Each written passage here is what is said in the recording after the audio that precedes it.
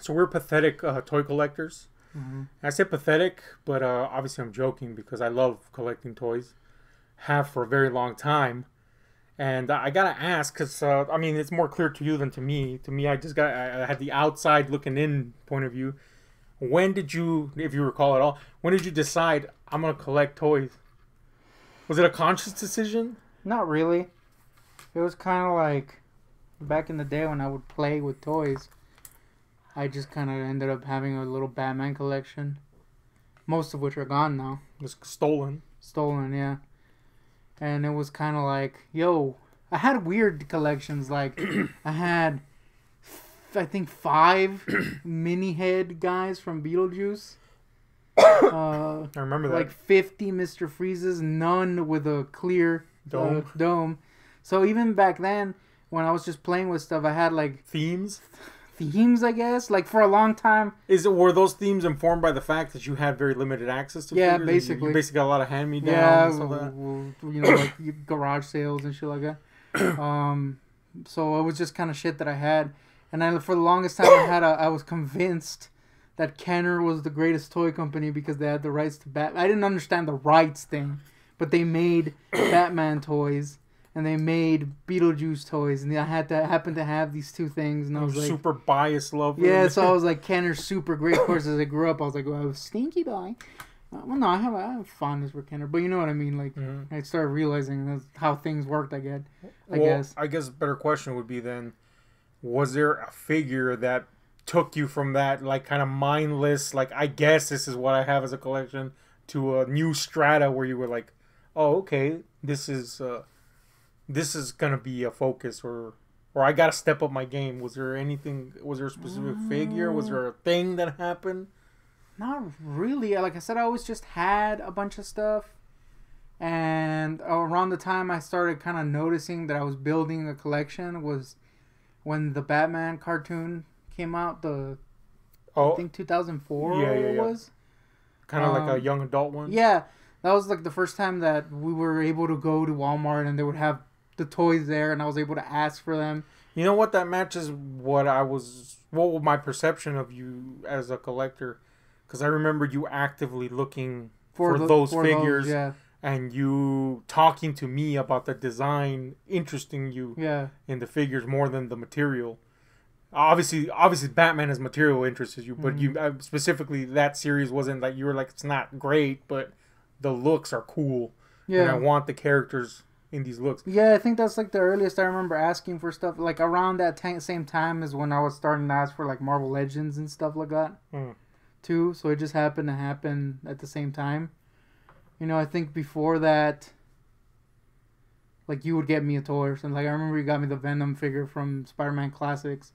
And I was like, this is cool. I would like to have the other ones, but I was kind of like nothing like, like I never thought about getting the other ones. Do you think, here's the question on that note, do you think that if I had not handed toys down to you or giving you toys, a variety of things, you know, it was gifts sometimes it was just like, I would buy a series and then I'd be like, you can have this one, or doubles I would have or whatever.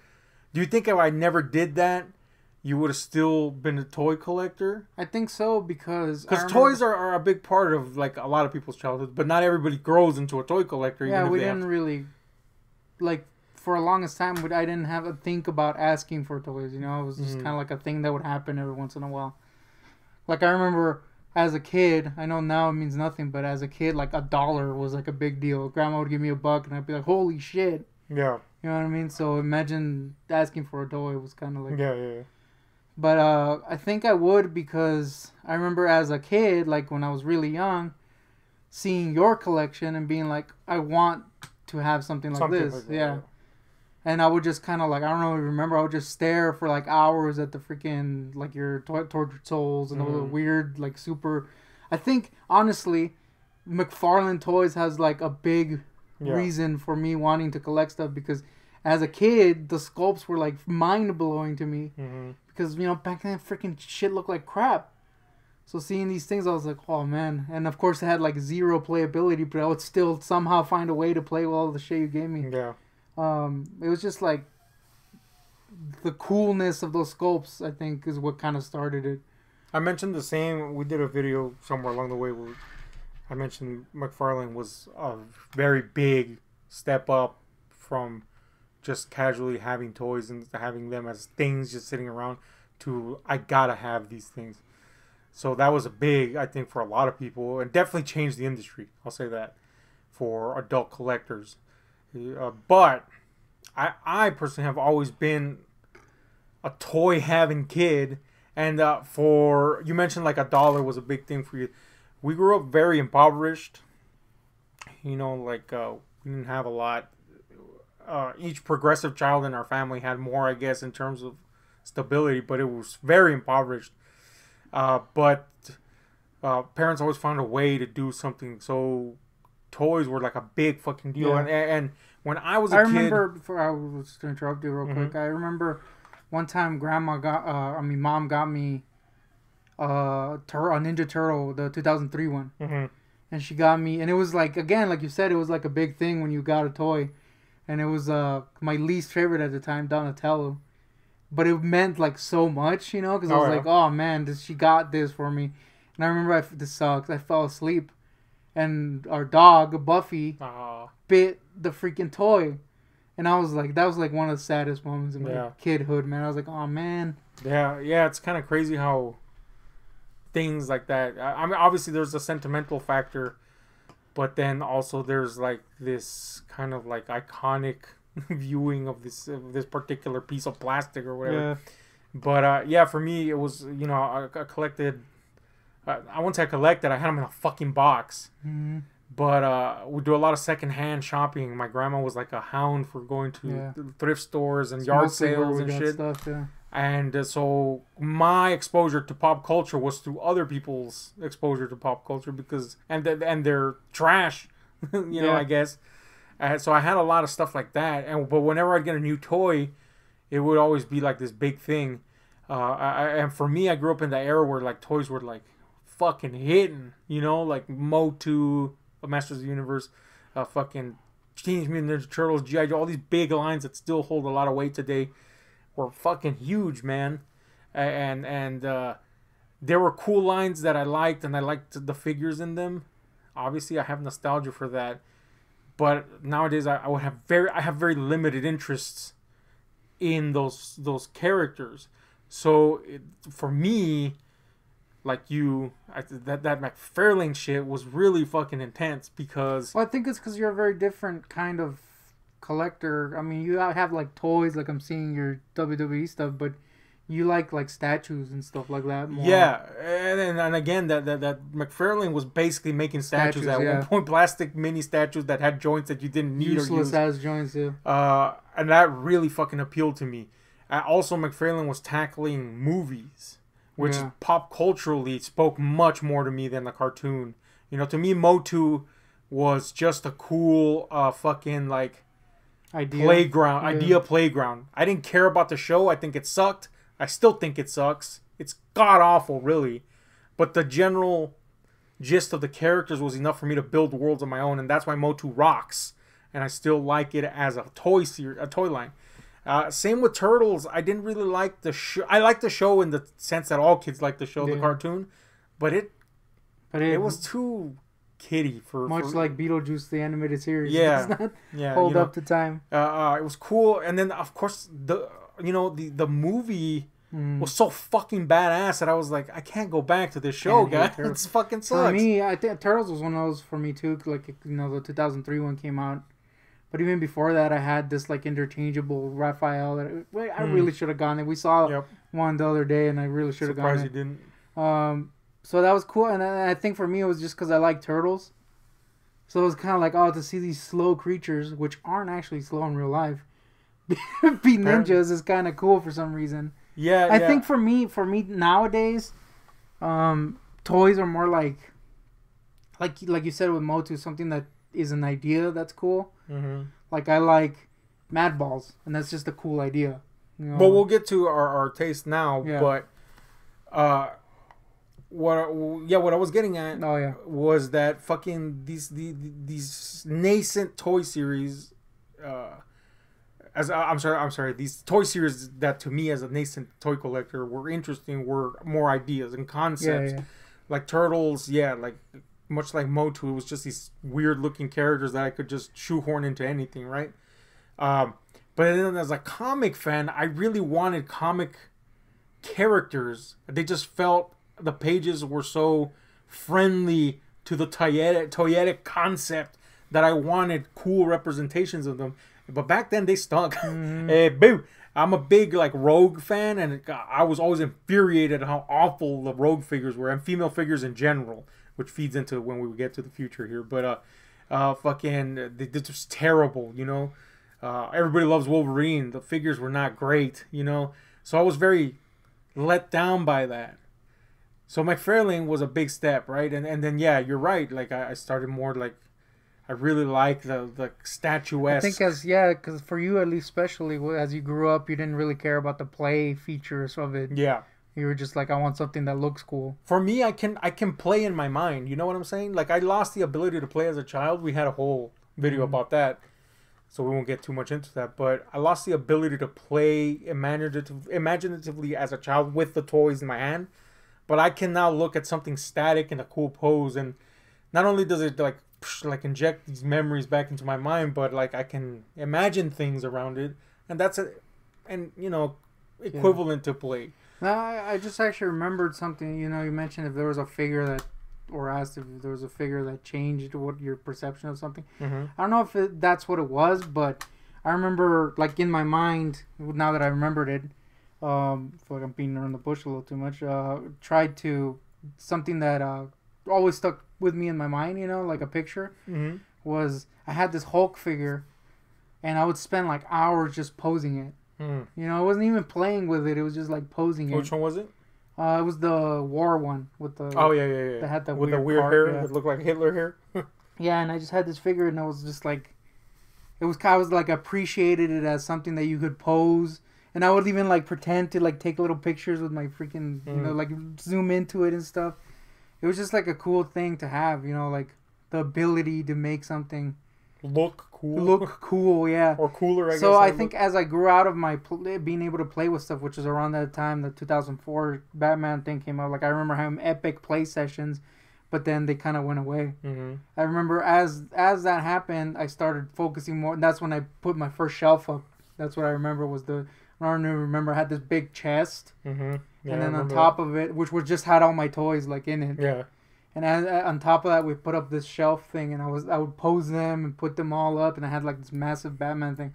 So I think as I grew out of being able to play with stuff, it became more just trying to make something look cool. Yeah. And I think that was with you too. Only you went with the actual figures, are posed and looking cool. Yeah. I think in a lot of ways that's the same thing. You're right.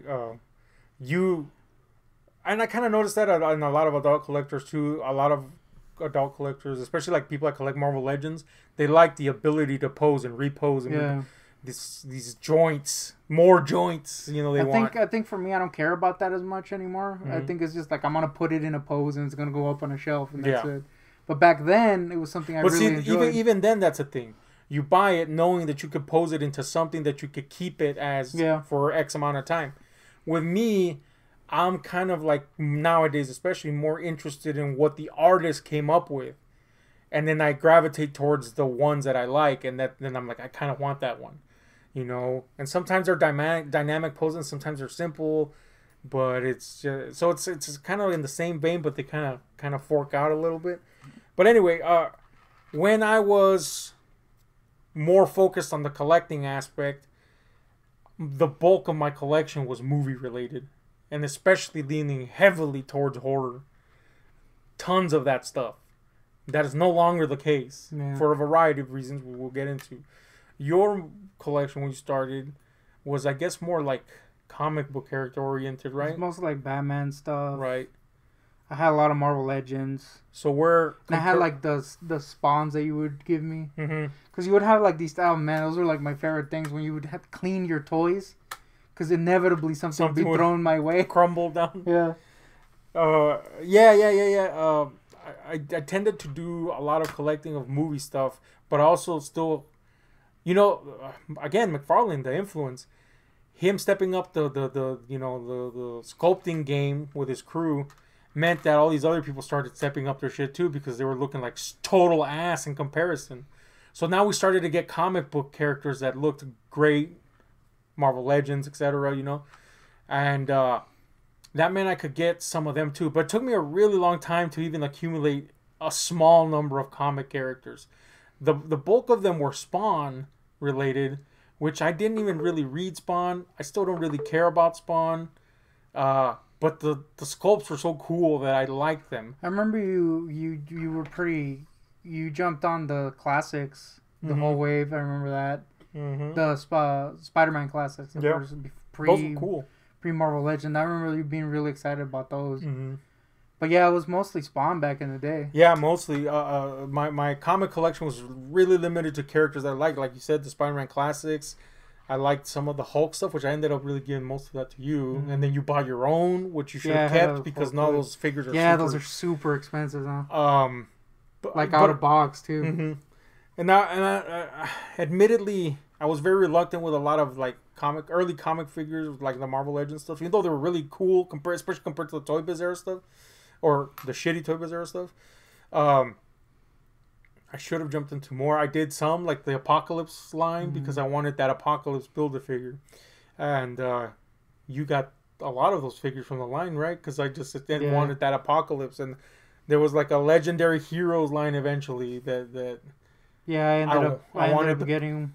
I wanted the Pit figure, so I just bought the figures to get the Pit figure. And but again, still very limited on the comic front. You know, sometimes a character would come out like Blade. I wanted Blade, so I got Blade. But very limited on that. As far as I can remember, you didn't even really have Batman stuff. No, and I love Batman. You had that Mattel figure that I have still, the one those kind of stiff. I guess I'll put a picture in. You had that one, but that's really it. I had a Joker, obviously, a Coringa as he's called. I had a BTAS Batman that I had modified shittily, but it was cool. That's it, man. Yeah. As much as I loved Batman, I didn't have that much because I felt like they didn't really look that cool, you know. So what I'm saying is, despite my love of comics and all that stuff, I didn't really get into that. It was all a lot of horror and stuff, okay? My collecting habits now are completely changed. We'll get into that. But you, like you said, you had a lot of the comic stuff when you started. Now, you could argue you still have a lot of comic stuff. Yeah. Batman alone says that you do. Yeah. But your collection, I gotta say, is a pretty fucking cool collection from my point of view, as a guy that's been collecting for decades now. Like, I look at your collection, it's got so much variety. It's kind of like, I think you feel that you're staling out on some stuff, but I'm like, this dude got so much fucking variety in his collection.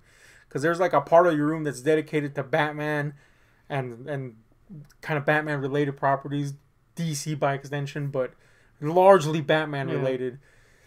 And then you got a section that's just like tiny figures of all ilks. I had that was one of my, you know what, now that I think about it, that was kind of one of my earliest things that made me think I want to collect this kind of stuff. And it wasn't even figures, it was just small things. Like I had, I might still have it, and I've wanted to find out what this figure is for the longest time. Where you used to work, they would bring in toys every once in a while. I don't even remember that. It was this little army guy, which I'm gonna have to look for and see if I still have. This little army guy that came in like this cute tank, and it came with little army dudes, and I had like 3 of those, and I still have one of them, but I have never found any information on it. I have no idea what it is, but that was one of those things where I was like, this is cool because it's small. And I had like a little Powerade bottle that Mom kept in her jewelry box, and it's a bunch of cool like tiny things. Yeah. And that's still like that's kind of extended into more like figures now that I have a bunch of little figures now. Yeah, you have like a healthy amount of small figures, and they all fit kind of in one really small space because they're so small. You know, you have Motu, like it's kind of shocking how fast your Master of the Universe collection grew. Which to me, as a guy that grew up with a lot of those figures, you know, it's kind of mind blowing because I didn't have that. Not even close to that many. I find it kind of cool for some reason. Like even though you didn't have that many, it's kind of like a cool thing where it's like I get a new figure and it's like, do you used to have this? And there's always like a story, or you're kind of like, oh, I saw this at a garage sale or something, or there's something there, you know? Yeah. And for me, the reason why I like Motu is because when I was a kid, the 2000 X version came out, and I really liked those. Mm-hmm. But I never got. I was before I could ask for stuff, and so I only had Man at Arms because of you forcing me into getting. but it was like that little hanging Chad in my collecting mind, you know. So now it's like I can have both. Yeah, it's cool, man. I don't know, like, you know, I have to be very selective about the stuff that I collect nowadays. I don't know if I had like so much disposable income if I would have gotten into Motu. To some degree, I have, but largely it's because you've given me some. Like you gave me a Skeletor that you customized. That's cool as hell. And then the other like you know, you found a Battle Cat that was cheap. You're like, oh, you can have that one. Cool.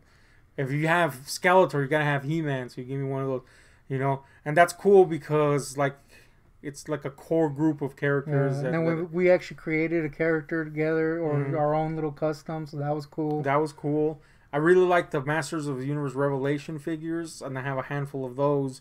I think they're fucking rad.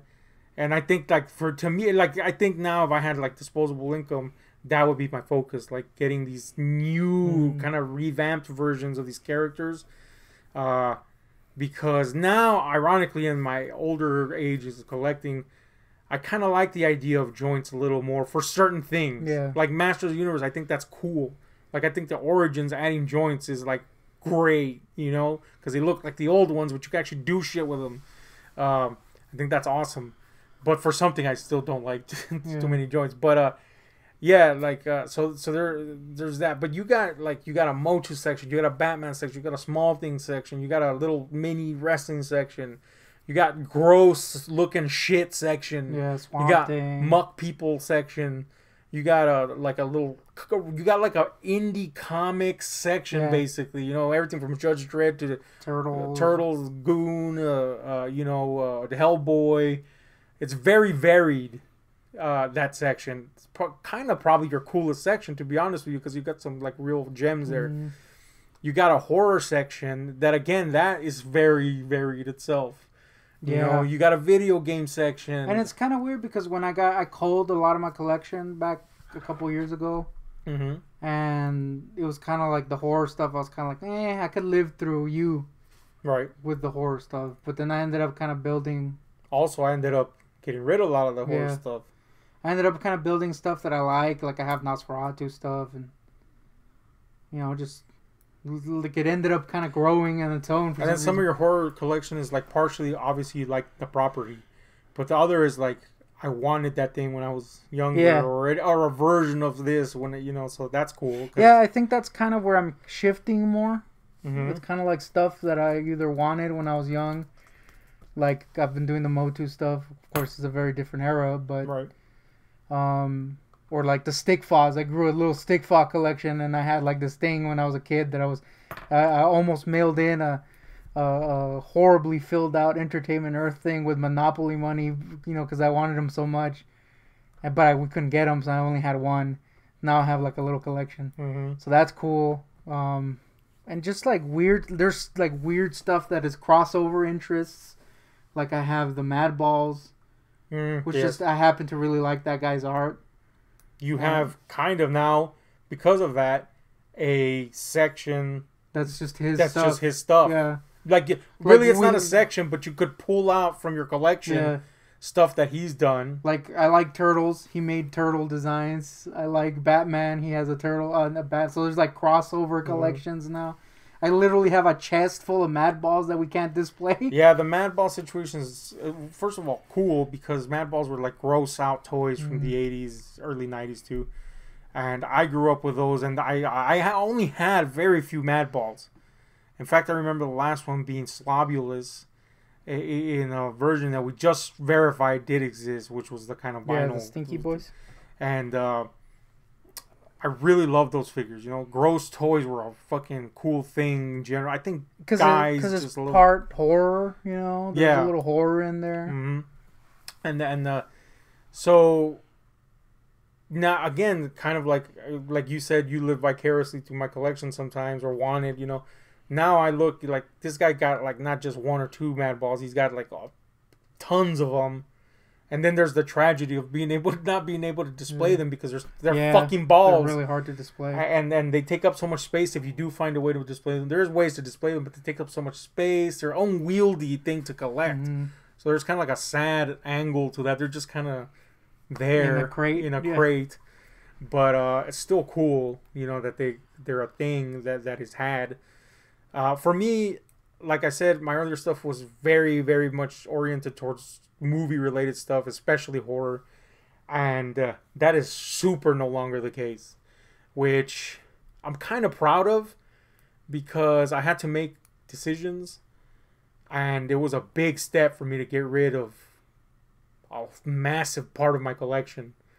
And, you know, already a lot of it had been taken or cherry-picked by corrupt-ass cops that decided that my home was for them to just fucking take shit from.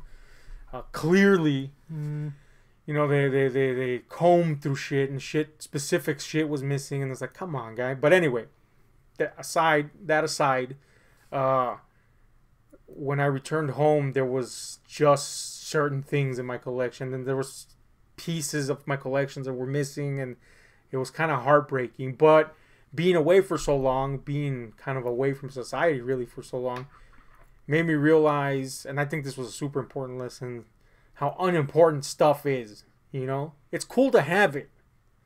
It's nice. It's just cool to just be able to have it. Collections are nice, but also made me realize, like, you know, it's just stuff. I would rather have a friend than stuff. You know, but anyway, but as time passed, you know, I was very reluctant to get back into the swing of collecting because, you know, funds are limited, etc.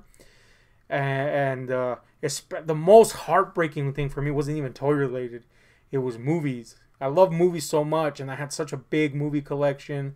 And then not only that, but in the time that I was away, movies and the way they're seen had changed so much.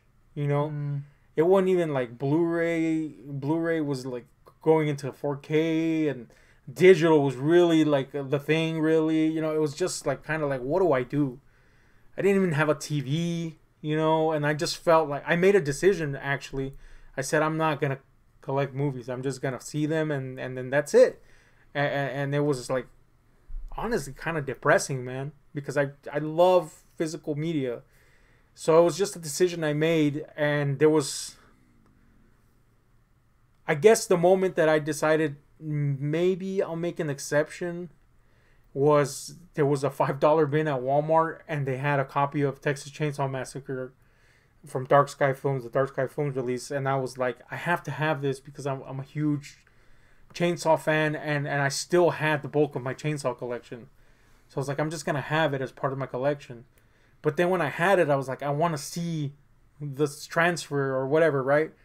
And eventually I had the means to buy a television, and then I was like, well, now I have a television, now I can see this thing, and really that's all I use a television for. So then I started building a movie collection and kind of like finding a way to build that as cheaply as possible and still have stuff that's not David A. quality. So I think the movies were like the gate that reopened the idea, you know? And what I ended up... I think that's the biggest, like, iffy part of my collection. Because, like, it's the most, like, the most stuff that if I could just get rid of, I would. Not because I don't like it, but because I don't really watch stuff. You know, like, you mostly watch stuff here. Yeah, or like back when I had Hulu, that's where I would watch like Sunny and stuff like that. But I do like the idea of having a physical version of something, especially now that stuff getting taken off streaming for weird reasons. Yeah. So it's kind of like I always feel conflicted.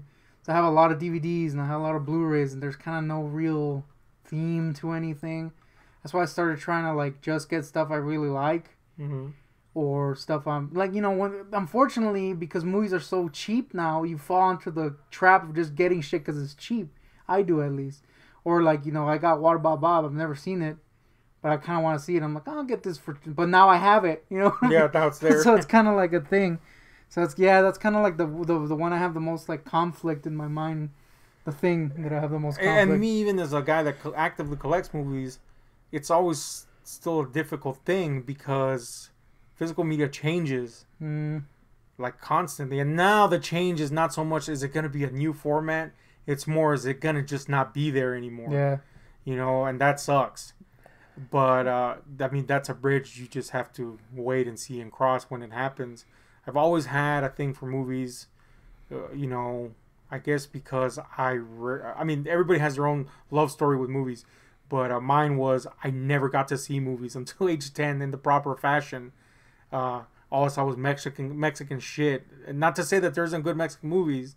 It was just crap that they would show on TV. And if you're a Mexican, you know what I'm talking about. Narco stories that fucking blew. Carlitos joints. You know? So when I fucking saw movies, like as they were intended, the first movie I saw properly was The Toxic Avenger. So imagine the shock to my system when this thing happened. This thing that like is punk rock in film form, you know? And it just opened this whole avenue to me. Conan the Barbarian, Indiana Jones, Terminator, all that stuff, Beetlejuice. I think because of you, a lot of movies like played a big part in my childhood too. Mm-hmm. So it's kind of like... That's why I don't want to get rid of some of the stuff I have. You know, like I would never get rid of my Toxic thing. Right. You know, like that's just something I want, even if I'm not necessarily going to be popping it in every freaking day or whatever.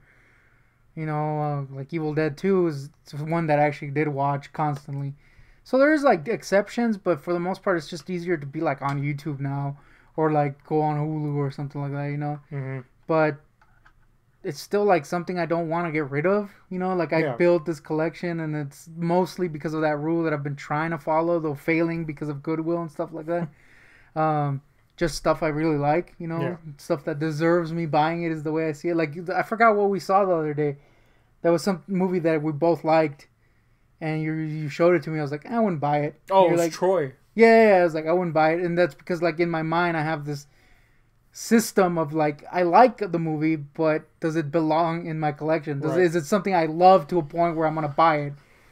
Unfortunately, like I said, these cheap deals sometimes you're buying What About Bob and you're like, God damn it. That's kind of how my collection is. It's like I would say like 85% stuff that is like I want that shit in my collection, and then like 15% is stuff that I'm taking a gamble on because it's cheap. I'm gonna boost the 85 to 90 because there's a crossover between it's cheap and I want it. But there's a good percentage of movies that I buy, and I mean just in front of me right here, there's a stack. Like I haven't seen Terminal, and I just bought it because it was released by this company that's releasing a lot of genre stuff. That's interesting, and it's got interesting people in it, and it cost $1. Yeah. So it's a risk that I'm willing to take, but mostly my collection is aimed at, and you know, as a horror collector, physical media companies and just in general studios that release physical media, they know that the horror fans are gonna pay money to get horror. So you know, there's titles that cost like $40-something, and I'm like, I can't afford that for one fucking movie. Yeah. You know what I'm saying? So I have to select. So in a way, my collection kind of mutated that way. I do sometimes have to shell out some amount, but I sometimes just have to wait and grin and bear it until it is the right amount. But a lot of my collection has thankfully been, when it comes to horror, has thankfully been, very affordable because I decided to make the focus of my collection stuff that people haven't been collecting 1 trillion times. And there's people that buy every single version of Halloween released and they have like 10,000 box sets. Oh, I'm gonna upgrade now, and I just need Halloween 1 and 3, and if I could get a few of the other ones for cheap, that's fine. I'm more focused on stuff that I'm very like trying to be forward minded, and I've seen a lot of fucking amazing horror in the last 2 decades. And that stuff is barely coming out. And it's coming out at good prices. And even lesser in the second market. And they're great. So I'm more proud of my collection now than I was previously when I had a tons of the, you know, classics. Still want some of those classics, obviously, a lot of them, in fact, but there's a lot of great stuff that people haven't seen in my collection, or it's not as seen as the other stuff that I feel is of equal or greater quality than some of the older stuff that's classic. So that's how that changed. Now, going back to the fucking toy thing, because I was in a place where I had to basically leverage my collection to have money, I ended up having to cut a lot of my collection to sell it. And so a lot of the movie stuff went first. You know, the non-horror related movie stuff. And then I started cutting into the horror stuff.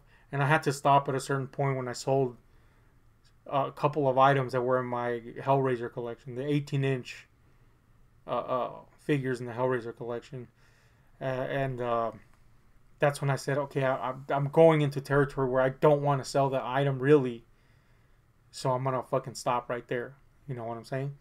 But by that point, I had so few fucking horror. Literally, the only horror stuff I have is my Clive Barker collection, which is largely Hellraiser related. Obviously, that's where a lot of the merchandising goes. And a few figures that I've kept, like John Carpenter related figures. Movie Maniacs. Cannot afford to lose those. They're awesome. You know, and then I kept some of the Movie Maniacs that people normally probably wouldn't keep, like the Wishmaster. They'd rather keep a Freddy or a Jason or whatever. I sold all those. You know, Wishmaster, the Djinn. I think that's a cool movie, and I think the character's cool, the sculpt's cool, so I kept that one. The Fly, Brundlefly, Norman Bates, of course, I had to keep, you know. But all these other big core Movie Maniacs, I just got rid of them, you know. And so I have very few, you know. I've got some new piece out. Is it visible? No, it's not. But there's a Reanimator up there that was sent to me by a friend. I think you're, like, the stuff you're kind of collecting kind of regular is, like, the Toonie Terror stuff. Yeah, you know, because it itself, it's its own theme, and it's cheaper, yeah. Like, so, like it's different properties, but they all have, like, this unified look, you know? Mm-hmm. So, yeah, I would say, like, what percentage of my collection is horror now? Like, maybe, like, 10%, maybe? Right?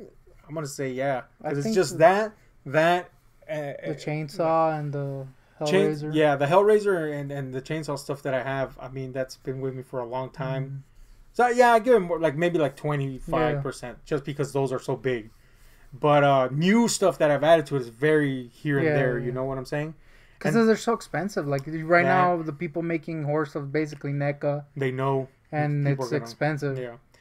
And you know, so it is what it is with that. But there have been some acquisitions that I'm like, I'm glad I have this. Like, I have this Evil Dead 2 set that I'm like, damn, I'm so glad I got this. Yeah. First of all, of course, Evil Dead 2 rocks. But also, they're just, it's Ash and what's his fucking name? Evil Ed. And it's just such a cool combination of characters visually, except the box is great, you know, stuff like that. I really wanted the Conjuring figures, but I only found Annabelle. And I'm kind of okay with that. If I found the other ones ever, cool. But, you know, that's a character that's iconic for the whole series. So, boom, you know. I'm okay with that now. Back then, I had to have every single piece. Yeah. You know? I think that's the big difference. Yeah. Now. So now I'm just like, okay, this is what I got. I can be satisfied with this.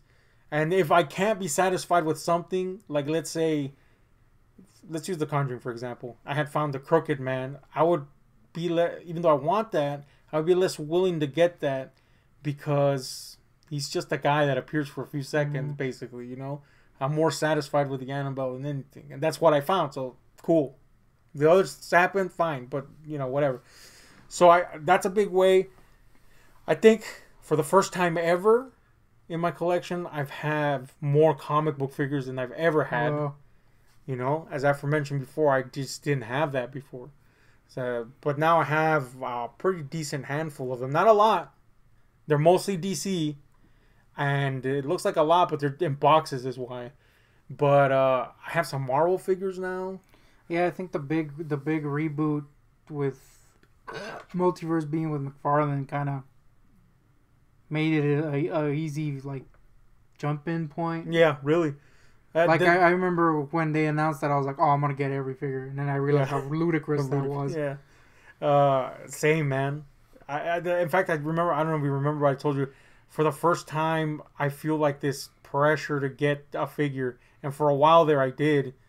Well, not every figure, but, you know, I was getting them as they came out as I could. And then, like you, I realized this is a fool's endeavor. Stupid, yeah. And but the ones I got, I really fucking like, barring one or two that I had to get for a fucking, you know, build a figure. But so now it's just like, if there's a cool one that I really want, hopefully I can get it. Like, there's this Superwoman that's part of build a figure. Of course, I want to build a figure, but if I could just get that Superwoman, that would be cool. And if I don't, well, then too bad, so sad. I'm not heartbroken. I have a good assortment there.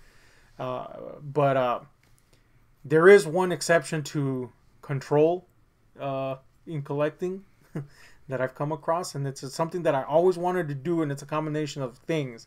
I mentioned this earlier, back when I was a kid with toys in the 90s. I wanted a Rogue figure, but they always looked like fucking ass. I wanted, say, like a Storm figure, and she, you know, she was better looking than the Rogue figure, but it still wasn't great.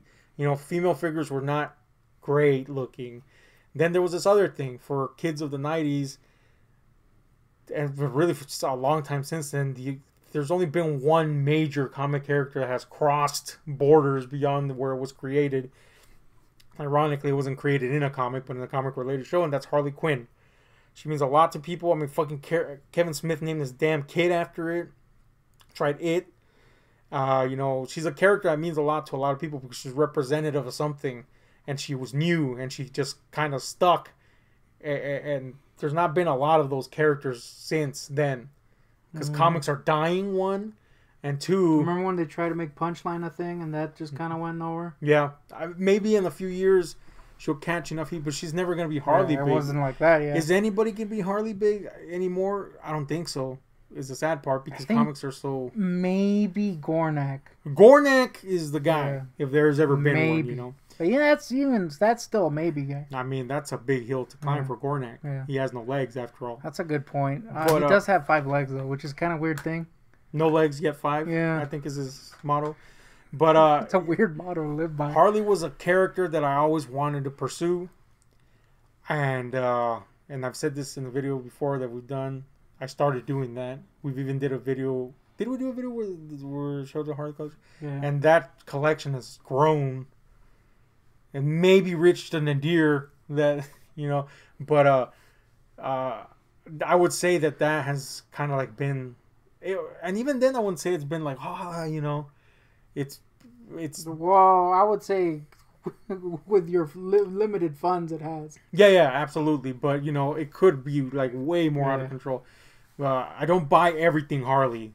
First of all, that's a lot of stuff. Second, you know, if I don't like it, how it looks. I know that sounds silly to people that don't collect. Nah, trust me. Yeah, if you collect stuff, you're just like, sometimes you're just picking stuff up. I don't collect everything Harley. I specifically get stuff that I like and that I can get. And then there's those moments that I'm like, I can't get that, but maybe I can, you know, and like, you know, sometimes it goes well and sometimes I'm like, oh shit, why'd I do this? But for the most part, it's been stuff that is affordable to me and I've gotten. But that collection has grown exponentially, but I think in a way that at least is like not like before, it was just like rampant. But the point is that my collection has completely shifted, you know, and so has mine really because yours got this massive variety. We should say that we both went through this weird reset. Mm-hmm. We both had stuff stolen from us. And so we kind of had to rebuild. Yeah, like I got all of my Batman stuff, which again, like we mentioned, was the stuff I really started collecting. The Batman stuff got stolen. A large chunk of it got stolen. I'm still finding stuff. I was like, oh, what happened to that? Mm-hmm. So we kind of like had to reboot. And I think after my shit got stolen, I kind of gave up on collecting a bit. I would buy toys, but... Yeah, I remember you being particularly heartbroken because it was your Batman stuff. You had Hellboy stuff. Yeah. It has stuff that you know... Like, I would still be like, this is cool. Yes. And some... In case anybody's wondering, you've mentioned this before in other videos, but it was some people that are working on the home, and they just decided, fuck it, it's mine now. Yep. So that sucks. So I kind of gave up. I would still buy stuff, but it wasn't like actively buying stuff. I kind of shifted more to video games. And that was kind of a little collection that I went through, but then I realized, I'll only get the ones I really want physical, unless they're cheap. But yeah, it wasn't until I think when you got out of Priz, I think that's when I started collecting again, really. Yeah. Because it was kind of like, I mean, before that, I know you mentioned this just like a few minutes ago, but really, McFarland did it again. Yeah. Because you were collecting before McFarland started doing this DC Multiverse thing, but I would just get like random stuff, there, you know. The McFarland thing, I don't want to say you went hog wild, because I think I mean, we're all prone to that as collectors, to sometimes go overboard, but you have built thematic parts to your collection very purposely, with a few exceptions here and there.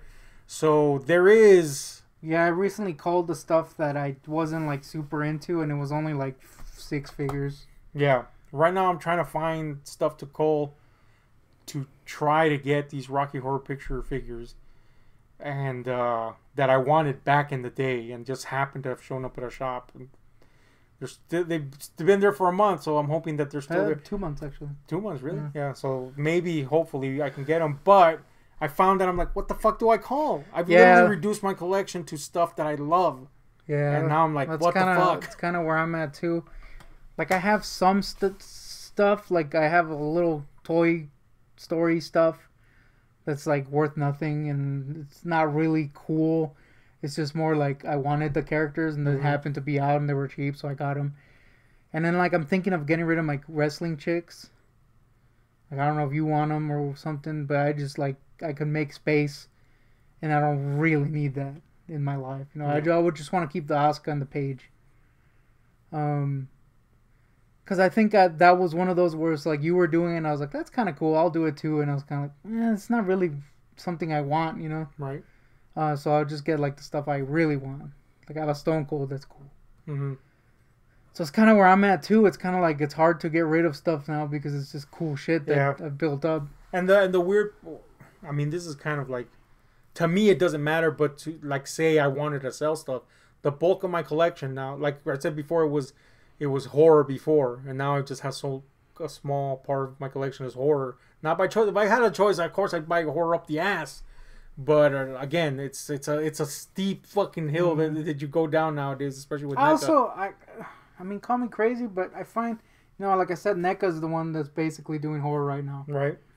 I kind of find that even though the sculpts are good, they're not as interesting as the McFarland stuff. They're not. Like, there's just something about them that is, like, clinical almost. You know what I mean? There's just something that's missing there. Yeah. They're cool, but it's kind of like, I could do without them. Yeah. The occasional one that you have to get, though. Yeah, like that American Werewolf in London Wolf. I'm in Paris. No, I'm sorry, London Wolf. I want that. It looks cool. It looks dynamic. You know, it makes sense. But then I see something like... a good example is like the They Live figure. Where it's like, I want this because the movie kicks ass, and I wanted this all my life. But then you look at the figure and you're like, I'm good without it. Yeah, exactly. And so I'm kind of like partially glad about that. The animal figure was a good one because it was so screen accurate, and it wasn't like cloth here and the joints everywhere. It was literally just a fucking doll in the fucking display case. That works. Yeah, they just haven't, in a lot of ways, touched on McFarlane stuff. And I know some people very much disagree with that, but, you know, it is what it is. But, so yeah, such a small part of my collection is that now. The bulk of my collection is worthless in the collecting market. Women figures are not highly sought after. They don't resell well, with a few exceptions. And that's now kind of like the bulk of my collection. Harley, obviously a chick. And she's like one of the more prolific ones, so you might get something out of something. Like statues you would, but other than that, you're not looking at too many that are going to fetch much. I got very lucky with like this one, which is kind of like that retro style Harley, and she sells for pretty high price. I just paid $20. But, you know, there's not many that you're going to get like that. And then like with some other stuff, you just, you know, like the wrestling figures, the chicks are the least sought after for some reason. But you know... I don't know, maybe I'm compensated for the fact that I wanted all these cool chick characters when I was young, and now they're actually look like non-monsters. You know, they're built well. Is that to say that there was some sort of bias? Because even as the male figures were getting exceptional, there was still some females who were like, damn, homie. It's harder to make a woman look good because they inherently look good. So you're comparing something that's fake to something that's real. You're going to be like, this doesn't look as good. That's a good point. That's a good point, man. But yeah, anyway, so the bulk of my collection is very female-oriented. And that's worthless on the on the second market, sadly. I think if we're going with worth, my stuff's okay. Yeah, you're good. Like, I have Street Sharks and shit like that, but I got them all really cheap, but people go after that stuff, you know? I don't know. You recently made kind of like a big leap as a collector. You're not prone to buying higher priced products. I don't know what exactly.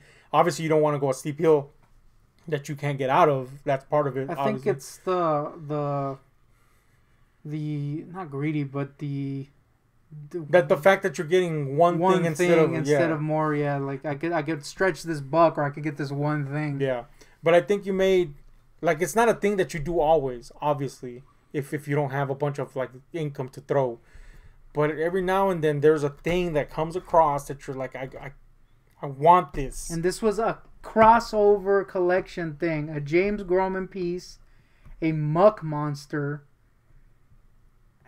and a Muck Monster. And a Swamp Monster. Yeah. And we're talking about the Mondo released Man thing, which is like, how much is it? $250? $250 plus tax and all that shit. 12-inch figures. Basically like a vinyl statue, basically. Definitely has the pricing of a statue. But it's big, and and it fits into your collection in various ways. And I did see that's a wise way to invest in something that, yes, you didn't get 1,000 things instead of that one, but that one is like, you're gonna be like, damn it, that's fucking badass. Yeah, we talked about this the other day. I think that's kind of what I want to shift to. Like, because you're running out of room. I have no room. I have zero room. I think I'm at the point where I'm gonna have to, unfortunately, start putting stuff in toward, like, what's it called? Crates. Yeah, unfortunately, and that sucks. So I think instead of getting a bunch of small shit, getting for that one big thing that's cool, that I'm not gonna regret, Because even when you get cool shit, like, I have a hazmat Batman suit figure that I thought was cool, and I still think it's cool. Like, I didn't get rid of it. I think it's cool. But it's kind of like, I could do without this. Right. You know what I mean? Instead of having something like that, it's something I'm like, dude, I like that, have that. I'm glad I got that. And, with that, at least it'll keep its value. Yeah. It's like something that you can have there in case you have to get rid of it, which hopefully you never do. Yeah, that's kind of why I like statues, because in a way it's like back in the day I used to go and toy hunt. Like, a lot of my Hellraiser collection was like I had to go out and get them piece by piece, and then some of it I ordered. And one particular series I literally won by writing something, and I had to go find the 18 inches. It was something that I put a lot of work into to get together, and I got them all with the exception of 2 that I didn't want, and that's who makes pure gold figures and likes them. That sucks. Didn't need those, but you didn't get the Chanard statue either. I have the Chanard figure, yeah. It was the same thing, really. It was just a statue, huh? Yeah. But anyway, fucking, it was very an intensive, immersive experience, and that's very gratifying as a collector. And yeah, as a collector, you always look for that grail. Like, we found the Cenobite lair at a Spencer's, or what was it? Yeah, it was exclusive to Spencer's, but it was also limited, and... Yeah.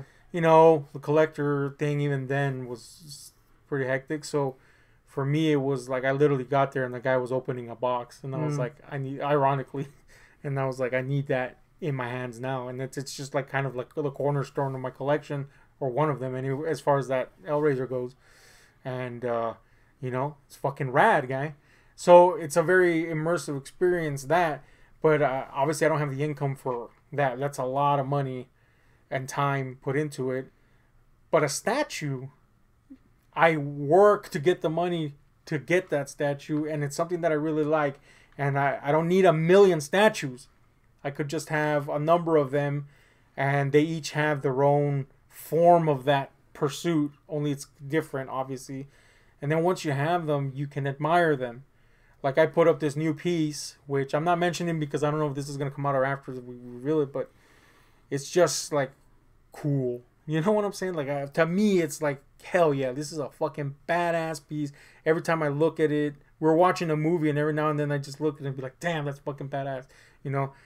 Same with the previous piece, thematic piece that I had gotten for that collection. Yeah. I just love looking at it. I think that's kind of what I want to shift to, because it's cool just to look at something and be like, that's why I was just not something that I kind of do now, you know, like I have so much bad stuff that it's kind of like, all right, it's just Batman. It's just Batman. Yeah. Like the only stuff that I'm like really excited, that I was really excited about getting was like the Dark Knight Returns stuff, because it's my favorite story, and the Zack Snyder Justice League stuff, that was cool. But the rest of it is kind of like numbing, you know. So that's why we saw this like Hot Toy 2-pack with Batman and Superman, and I was like, that would be a big piece to like every once in a while look at it and be like, damn. That's why I want to say, I mean, I kind of was in a way pushing you towards it, without being like just flop it out all at once, you know. Thankfully there's like layaway and shit like that, but I feel like that's a thing that would be, as a collector, gratifying. Yeah. You have a goal, and that goal alone keeps you from going, I'm gonna buy a trillion. Yeah, that's also a thing, because I think like I'm really bad with money. You're terrible with money. And you put us both together in a toy hunting scenario, and we end up coming with $0 at the end of the day. Yeah. So it's kind of bad. So I've been trying to, like, whenever we find something, be like, I don't need this. But then it's freaking difficult, man. Like sometimes it's that burning a hole in your pocket kind of thing. And for most of the stuff that I get, it's stuff that I like. So it's kind of like, damn it. So it's hard to shift that mental thing to something, instead of this little shit, 1,000,000 little things, get something big that you're going to really love. Yeah. It's kind of hard to do for me. Yeah, yeah. You know, I bought, we never showed it. We mentioned it, but we never showed it. I bought this Harley statue. It's called Hell on Wheels from Sideshow. And I was like, this is going to be the end of my Harley collection, because I was like, this is a cool looking statue. It's big, it's nice, it's just a really eye-catching statue. But it wasn't the end. But it did dramatically slow down. You know, I didn't really buy anything Harley till recently. Right? The bank head. Yeah. And really you were like kind enough to just get I think weirdly enough, I guess this is also kind of a recent thing. Weirdly enough, I've kind of started enjoying like giving people stuff for their collections. Like I got you the Casey Jones and you know, your Motu stuff. I pretty much gave you all of it. It's kind of like and weirdly... that shit works both ways, because, well, you know, obviously some people don't give a shit. That's kind of like one of the tragic things if you're like a giving collector. Like, you know, obviously when I had a much more fluid income, I would try to give things here and there to people. You obviously got more of a hand-me-down thing, but that's not I know some people are like, of course. But I had cool shit. Yeah. You know what I'm saying? But, and also I'd buy you stuff too. You know, that's the kind of shit that like means a lot. Like I recently got this piece that the Godzilla, we showed it on the video. It's Godzilla like mini set, and it's kind of like something that was like you gave me back in the day, and it's kind of like legendary in my mind, I guess. So and then let's use that set for example. You know, to the casual viewer, it's like, that sucks. It's just a bunch of mini Godzilla characters. You paid how much for that? Yeah, exactly. But to you, it meant something because X and X and X situation. Yeah, like I remember that day that you came in and you gave it to me, and I was like, holy shit, this is cool. Yeah, and the thing is, of course, obviously you understood as a kid that this wasn't just like, oh, here, I have this fucking thing. It was like you put thought into it. I put thought into it, and some people may say some non-collectors may say, well, what thought? You just bought something that was made. But that's the thing. Godzilla was like just maybe a thing you knew about. Yeah, it wasn't really. I saw in those commercials, the insurance commercials back in the day. Yeah. But here was like, this was like a set. I think he'll like this. Yeah. Let's see if he likes it. To me, this was like, look. Like, that's the reason I like Godzilla. Not because of the shitty-ass movies. Right. It's because I had this as a kid. And then that's the cool part, is that that's literally the way I intended it. Because my view of Godzilla is kind of the same as yours. Is that it's a cool character and there are cool movies in the mix, but they're largely caca. You know? Yeah. But that doesn't mean that this thing is going to communicate that. If anything is going to communicate, look how cool these are. And that'll spark an interest of its own. So it's like a gateway drug, for lack of better words. You know, like, look at this and hope that you like it. Yeah. And then nothing sucks worse than when you give something to someone and you find out that they sold it, or they didn't even it's somewhere in some little closet or whatever. That sucks. You know, so that's fucking cool, man. And now when you rebought this set, because it was one of the things that got stolen, huh? Was it? Two of them got bit by Buffy. Mm-hmm. And then the other ones got stolen. Okay, so you found a mint on card set, and you were like, whoa, what the fuck? And it cost a lot. Yeah, $180. But you bought it, and now it has like this layer upon layer of meaning. Yeah. Because when you were like, I'm gonna get this, to me it said, damn, he did like that shit. Yeah. He liked that fucking shit so much that he's paying a ludicrous amount of money for fucking figs that are this small, basically. You know? So that was like, hell yeah. Like, what? Like 20 years later, give or take. I was like, fuck yeah, man. He liked it. It was worth, because back then, obviously, paychecks were fucking shit. In the, when you're working as a kid out of high school and shit.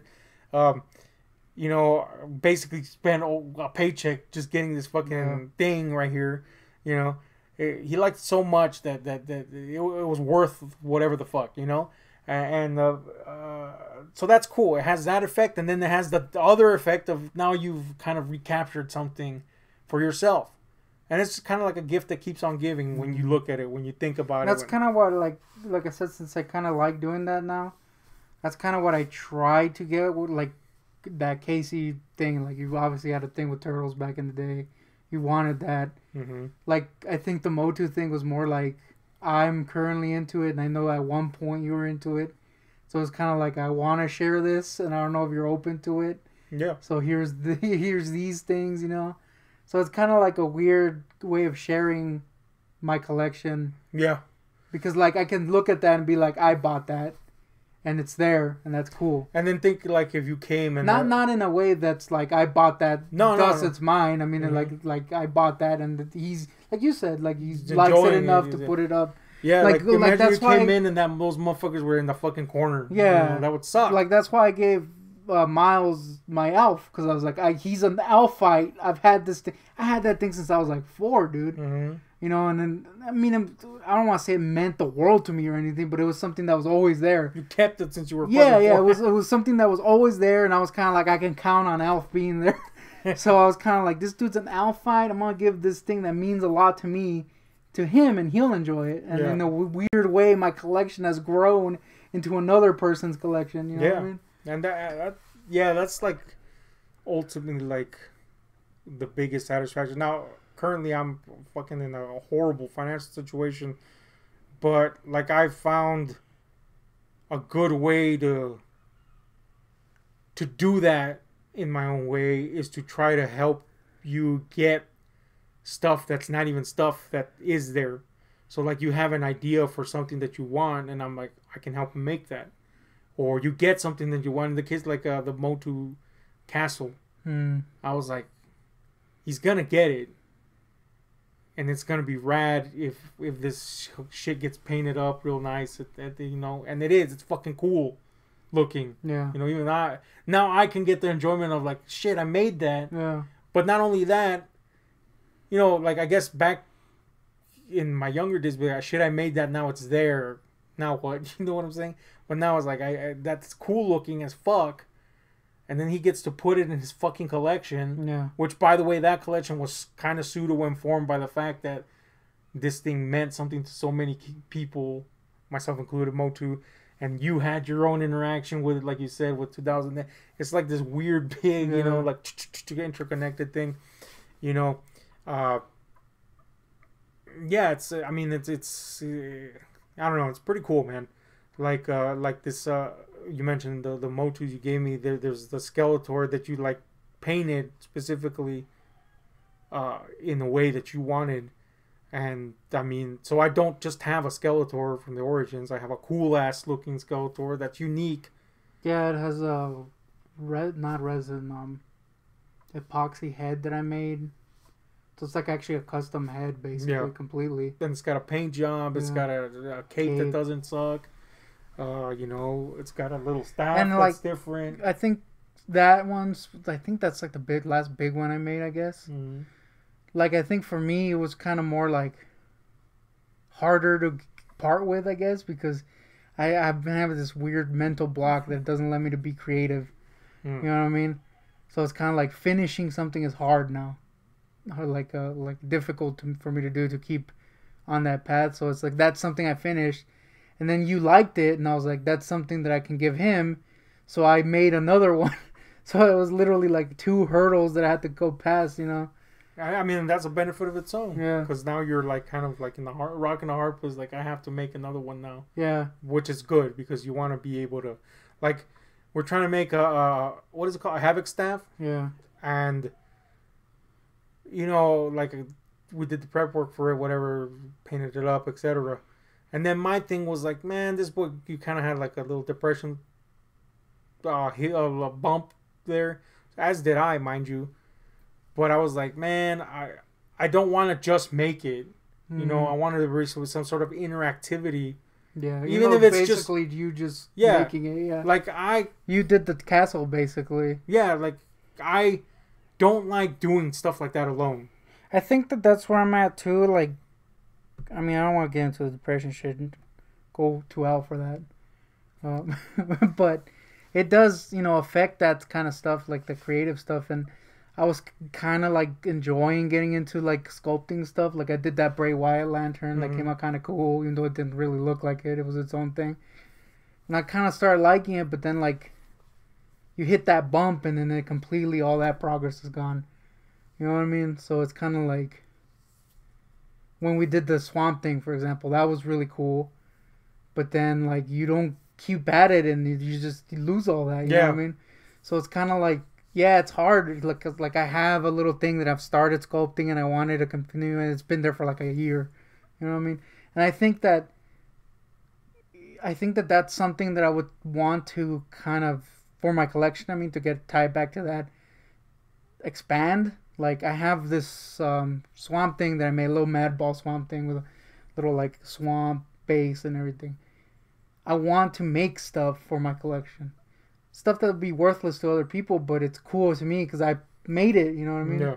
Like, I think that's what's so cool about that dude that we made, the skeleton guy, you know, like, we made that. Someone else could make it, but it's not going to be the same. Right. So I think that would be like a cool place to go, you know, like start making stuff. Not only because it expands your creativity or whatever, but it's just cool. Yeah. And then the stuff you remember, you know, like I said, a gift is something you remember, but also something that you make, you know. Like, there's a lot of customizers that just make stuff and sell it. I don't think I would like to do that, you know. Like, I want to keep the thing that I make. Yeah, I mean, even that has something special to it, because, you know, there's somebody that across the world, let's say, that's like, damn, that's fucking cool, and that I want that in my collection. Yeah. That clearly does not belong in the collection. But I think there's something obviously, if you know the person and there's more of an intent behind it, obviously that's and also different. There's something like kind of like if you're just 3D printing something, it kind of loses some. Mm-hmm. You know, to me at least, because I want to make something. Right. Once it becomes a little mass market. Yeah. Or an approximation of. So like that's something that I would want to expand on my collection. I have a few pieces here and there, like the Swamp Thing that I mentioned. But it's not something, like, I guess part of it's like confidence. Like, I don't feel good enough to make something, and then I'll make progress on something and then be like, I don't want to mess this up. and then it's just a block. You know what I mean? That's also a thing that when we I experienced that with like everything, like making like editing videos. I have that mental block where it's like, what is that? I think it's when you invest in something like monetarily, you have this fear of ruining it. That yeah. So, but that's why when you got this Swamp Thing, and it's not the one that you wanted because you got the artist proof version, which is basically meant to be painted. It's just gray. Yeah. It's gray.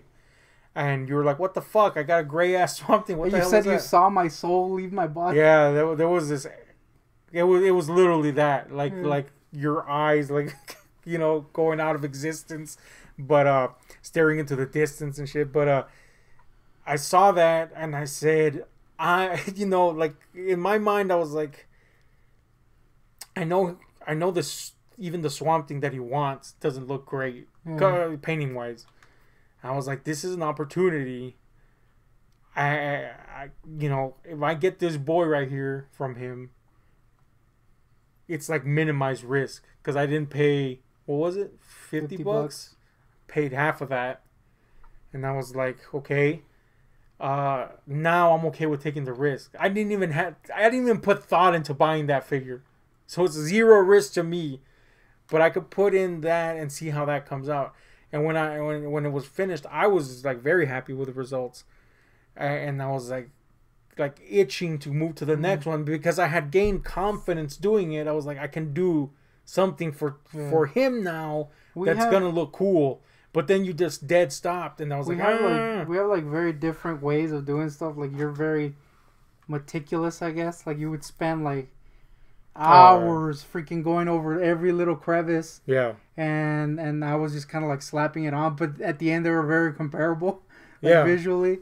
It's kind of interesting how we both got, like I would finish painting my part and I'd wait for you for like an hour while you're doing every little crevice, and at the end they ended up looking pretty close. Yeah. But it was just kind of interesting to see that kind of different, I guess, process. I'm very anal about shit. I have like this, like, I guess where yours is like a fear of jumping in, which I also have. Mine extends to I need it to be perfect the way that I feel. It's like, okay, now I can move to this other thing, and sometimes it takes a long time, and and it's also sometimes wonder, like if you draw something and then you feel like it sucks, and then somebody comes along and they're like, oh, that's fucking badass, and you're like, what the fuck? Yeah. I also feel like, am I going into the territory where I'm blinding myself to... But with that, like, for example, with that Swamp Thing, I was like, nah, boy, this shit is fucking badass, Like, it was the way I wanted it to look, And it's weird because we weren't even, like, comparing each other or anything. But like I said, they ended up being pretty comparable, like in the paint apps and all the vines and everything. It was kind of weird. Mm-hmm. But and then but see that like right after that, I was like, we're gonna move on to the next one. But then there wasn't that, and I was like, because I'm the type of person that once I like learn something, I kind of want to do it again to see what I can add to that. I don't know what it is, but like again, I've been experiencing that with other stuff, like. If I finish a video game, I'll like leave it, not play something for like a while. I don't know if it's like me wanting to just like revel in the accomplishment, or it's maybe like a fear of jumping into something else. I don't know what it is, but it sucks. I'll tell you that much. Yeah, ultimately, it kind of like... It sucks because you end up wasting so much time and not doing anything. Yeah. So that's something I want to avoid because there's all these projects just piled up there. Yeah. So many things that we could have done already, and it would just be cool sitting on the shelf now. But I also think I have fallen into this like routine, I guess, of... I mean, it's not intentional. It's not something I'm thinking about, but it's kind of like I've fallen into this routine of just having a couple days of the month that are good. And then the rest, I feel like shit. And it's not, like I said, it's not an intentional thing. It's just like suddenly I feel like, oh man, we're past that high. And now I feel crappy. You know what I mean? Yeah. So I feel like because of that, we only have a couple days where we do stuff. And then the rest of the month is just me like feeling shitty. And it's hard to break out of that. Like that, I can feel compassion for Al because it is really hard to get moved past that stuff. You know what I mean? Yeah, and then the fact of the matter is that the only way to move past it's that just is to do it. It's literally a Band-Aid thing. Like, you gotta just fucking do it. Period. And I'm very conscious of that. And since, you know, my sphere of influence is literally right now you know what I'm saying? It really fucking blows because depression feeds depression. And if I'm like, I'm not trying to blame you, I'm just using that as an example, but like, if I'm like, yes, we did this, now we can, and then there's nothing there, that's like, oh man, now what? So you kind of like begin to feel, maybe if you go into the same territory that the other person's going to. Yeah. And then that causes people to just read each other differently, and then you're like, what is this, man? Yeah, and like a big problem with me is that I like really struggle to be normal. You know, like when I feel crappy, so it comes off like something else. You know, like recently you thought that I was like kind of being weird or whatever, but it's just like I felt bad, and it comes out. You know what I mean? Yeah. And it's not something that you intend to happen, but it happens, and you're kind of like, that sucks. I don't want to do that.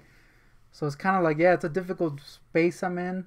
But it's something I want to move past because I want to do all this cool toy shit. And even then, like, it's like with Al with his plane thing, you know, like it overwhelmed him, and he, you know, obviously that caused repercussions in his. It might seem like nothing to somebody outside, but like it caused repercussions in him that's making him doubt other things and his friendships and all that stuff. And that's the part that sucks. Forget the fucking plane. You had a panic attack. That sucks. But it's the repercussions it has on other people because they come back at you because now those other people are like, what is this fuck? Yeah. What is he doing? I don't get it. I'm trying to, you know, be his boy or whatever. And what is this? So, like, you know, my advice to, well, not my advice, but I basically said, we all know that if you had gotten on that plane, at some point it would have been fine and you would have moved to the next spot. But obviously that didn't happen, and it's difficult, but it's the same thing with everything. Once you fucking do it, it's just a matter of time, you know. You're going to get used to it. Yeah, I think I kind of fear, like... Especially with something as low impact as it's just doing something but creative. I think I kind of fear that the initial moments of trying to do something, you know, like move past it, something bad will happen. You know what I mean? Like, that's why it's like kind of like, I don't know, it's weird. But like I've been thinking about it lately a lot because it's like, it sucks. It affects your entire life. You know what I mean? Like, I feel like I'm wasting my life. With just being scared of doing stuff. I was a very... and like I said, it extends to everything. Like I bought a notepad and I was like, I'm going to draw something every day and that's my challenge. And I've drawn 2 things in like the past like month. Because I feel that fear. I feel that like I'm going to mess this up. Yeah. It's like, what is that? It sucks. I think everybody has a form of anxiety. I think that's why, part of why I collect stuff, because I feel like some control over that. Oh, absolutely. You know what I mean? Like, I can't control all this, but I have this stuff that I curated and I like, and it's mine. And I can get rid of it if I want. Yeah. You know what I mean? I think that's why I fell in love with movies. You know, of course, again, like I said, different people have different love stories if they're cinephiles, movie fans. What about pedophiles? Their story sucks. Very different. Very different story.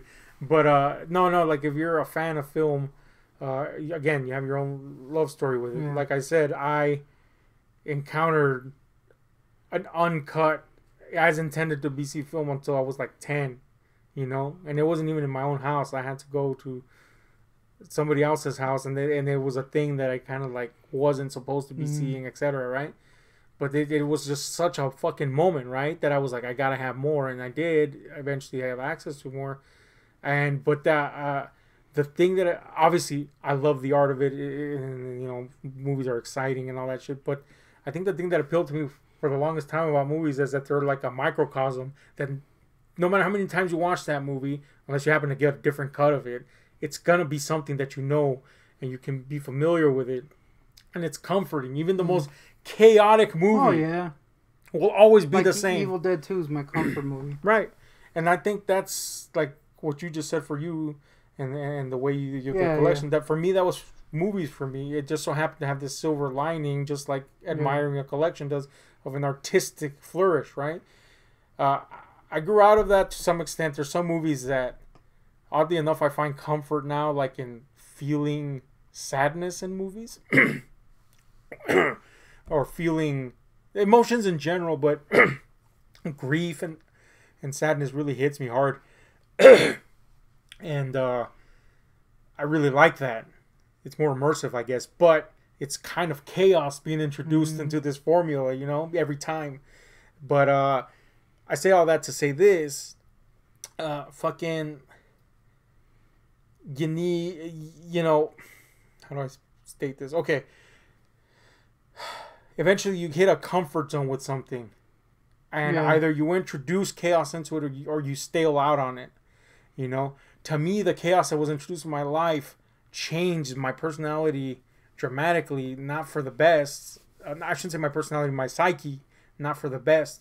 I went from being a fairly confident person, and I'm glad that I was humbled for a variety of reasons, but at the same time, that humbling came with losing a lot of confidence, and it fucking sucks. You know what I'm saying? I experienced depression before. Like I said, I think everybody does. Anxiety, I think everybody has a variety of it. Just depends. It's the degrees. It's a spectrum. But going through this huge watershed moment of life, it like fucked me up. You know what I'm saying? And I have a really hard time coping with certain things now that before I could handle very easily. And those things just happen to affect me in a way that I feel almost like shame to not be able to, well, not almost, damn shame really, to not be able to provide this essential thing in my family life that needs to be there. So I understand not being able to climb a hill. However, when you have something in front of you that has almost zero repercussions outside of just being good for creating, fomenting something that people in your inner circle can be mutually enjoy and mutually benefit, or even if it's ass that you create, you just benefit from being around each other. I think that that's something that needs to be taken advantage of because it's gonna benefit. I think I really have to learn to be okay with failing, you know? Yeah, absolutely. Like, because look, again, it sounds like I'm putting this on you, but we literally just have each other here. You know what I'm saying? And if we see each other just go into this thing, it just gets deeper and deeper and deeper. It's the Tammy and what's her face effect, Amy effect. You know, only without looking at Joe Fatness. You know what I'm saying? But it just can feed, you know. So why not feed each other things that build up, and those things can start to project outwardly. You know, that like recently you said we had this kind of like moment where like I had, I'm sorry, I should say, this moment where I was like, where's this guy at? Like, I don't understand. I felt like you were almost poking me to have a response. You know, and we play hard. I don't think I was doing that, but I think that I felt like really shitty, you know, and I was trying to be normal and I was clearly failing. And so it was bugging me. And so it was kind of like... It was reading the wrong way. Yeah, so it was reading the wrong way. And I guess, yeah, like, since we do poke each other a lot, like, it was kind of like out of comfort in my poking abilities. So they were going, like, too far, I guess, or I don't know what it was. It just felt like the joke was no longer the joke, and it was more like a need to incite a response. Something, yeah. I will say that that's part of why I have that fear of doing stuff, you know, like more than a couple days. Right.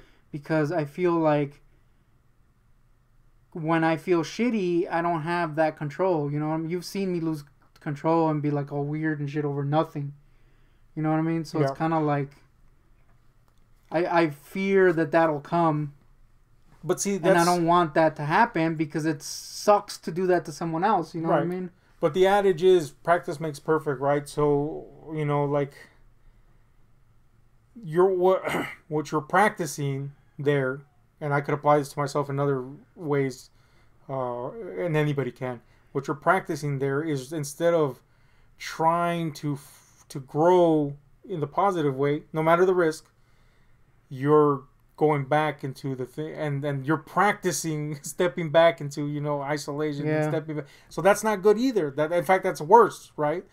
So we have this. It's just an avoidance of something, which is, like I said, bad. But see, here's the thing. This is where I was getting at. This. But see, like, even right now, I'm starting to think, like, man, we gotta not do this. It's just like a freaking stupid thing that's always there. You know what I mean? And it's like, how do you get rid of something that you can't? You just gotta do it. You just gotta do it. Basically, just gotta do it.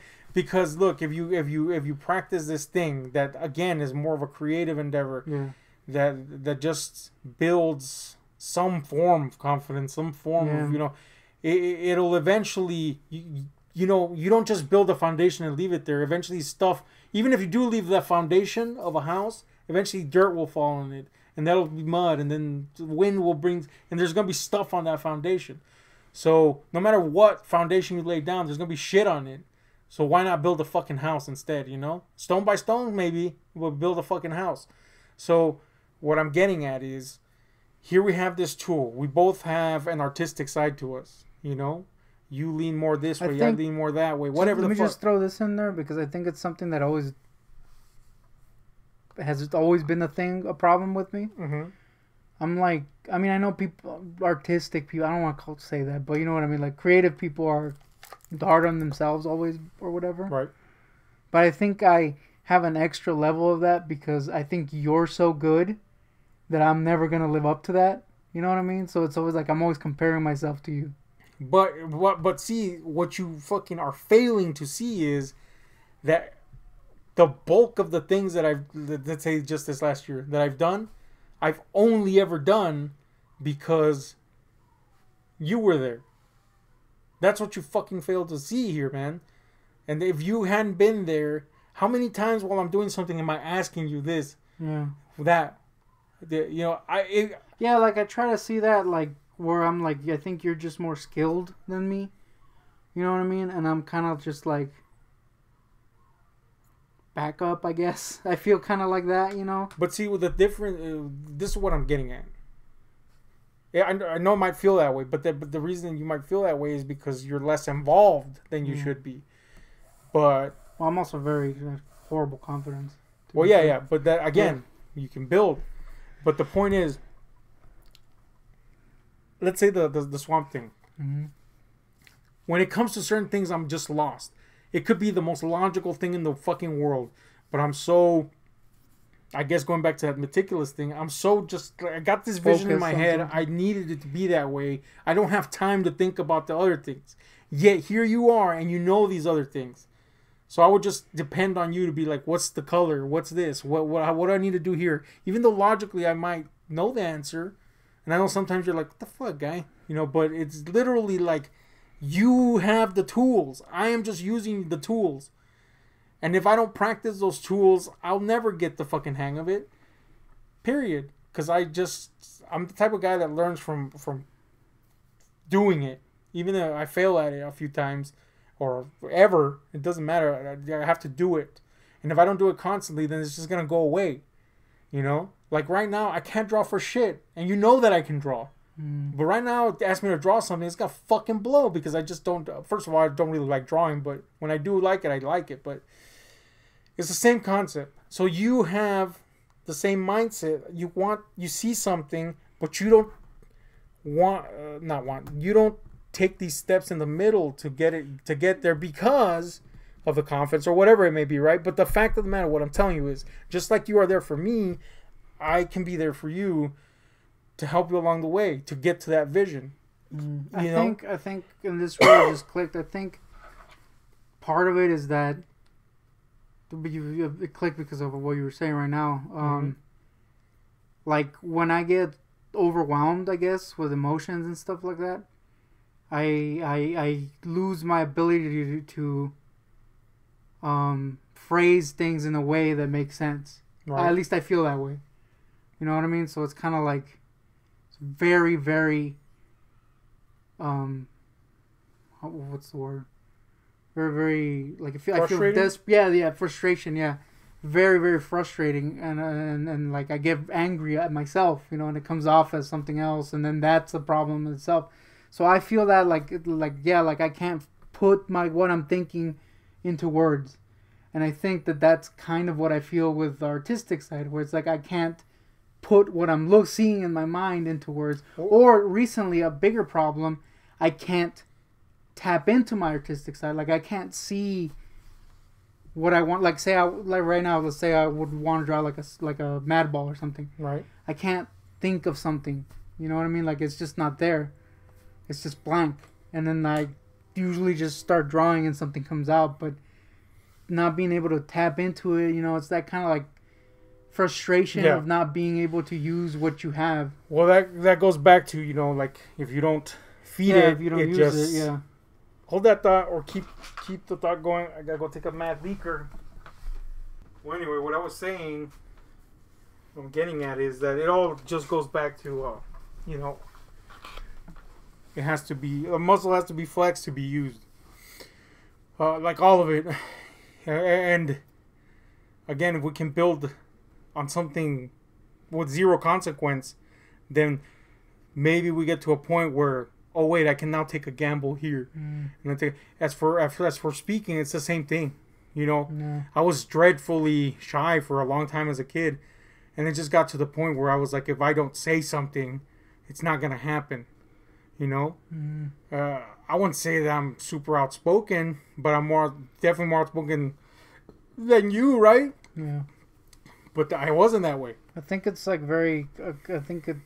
because, I mean, I don't want to blame something, but I think because I have such like little control over how I feel, you know, like as in clinically. Right. Not just like I feel crappy, I'm gonna be crappy. Yeah. It makes it harder because, again, it feels like I'm blaming something, but it's true. It's kind of like, you know, like you, for example, if you feel kind of crappy, or not you, but you know, you've done it before, so yes, you can do it. If you feel crappy and I'm like, hey, you want to watch a movie or something, like you can pretty easily snap out of it most of the time. Sometimes no, but most of the time you're like, let's do that. Like, I find it near impossible to do that. You know, like, if I feel bad, I'm going to feel bad. You know what I mean? And it sucks because I don't like that. It sucks. But I found that recently it's been a little bit easier. Like, the other day, I don't know what we were doing. We were watching freaking that beard guy eating. And I just suddenly, like, felt like shit. And you even mentioned something like, what the hell's wrong with you? Or something like that. And I just felt shitty, and I was just kind of staring into the void. And I snapped out of it. So it's kind of like, that's cool, but like I said, like once I feel that way, it's like almost impossible to get out of it, and it's like, not for lack of trying, you know what I mean, but it's just like, it sucks because it makes that so much harder to do, you know what I mean? Like, you got that extra layer of, like, it's not just I'm being lazy and not wanting to do something. It's like, I physically don't feel like I can do that because of this stupid mood that doesn't go away. Yeah. And then you throw that into a creative thing where I'm just like out of it because I haven't done it in forever. Well, but then again, I think the answer still remains the same. Yeah, it's still the same. Like, you just got pushed through things, you know. And again, you got to build on that. It's gonna be super difficult to begin with, but then the more you do it, the more it's just facts. You know what I'm saying? I know that the psychology of it is wildly fucking different from person to person. Yeah. But at the end of the fucking day, barring extreme fucking cases, borderline insanity or some shit, at the end of the day, the practice makes perfect angle makes a fucking world of difference. It's not gonna fix every fucking problem in the world for everyone. I'm not saying that before anybody fucking like strips me alive here, but it makes a fucking difference. Yeah. You know what I'm saying? It really fucking does. And I feel it's very essential when you have a person that's willing and able to fucking meet you somewhere in the, I think that, again, I don't want to shit on Al, but I think that that's something I find frustrating about Al, is that it seems like he doesn't try. You know what I mean? And I see that myself in that, because that's just depression. You know what I mean? It seems like you're feeding your own depression, like then, like isolating yourself. You know, like I see myself in Al doing that. But and if he's watching, I mean, I don't mean this in an offensive way or anything. Or in a he's lazy way. Yeah. I mean, it's literally like you are feeding your own depression, and you think that you're not. But that's but I understand that because that's how you feel, but you have to do it, and that's basically what I have to do. And the worst part of that is that you start putting thoughts onto people. Yeah. You know, not necessarily just projecting, but literally making up the entire conversation that never happened. Yeah, exactly. And that's the worst. And that's because you're sitting in your room doing nothing instead of going out and doing something. Exactly. And I'm guilty of that. Yeah. But it's kind of like I see Al talk about stuff and I see him being like, oh, I'm isolated right now. It's like, that's not helping. Yeah. Because I know that that's what I do. You know what I mean?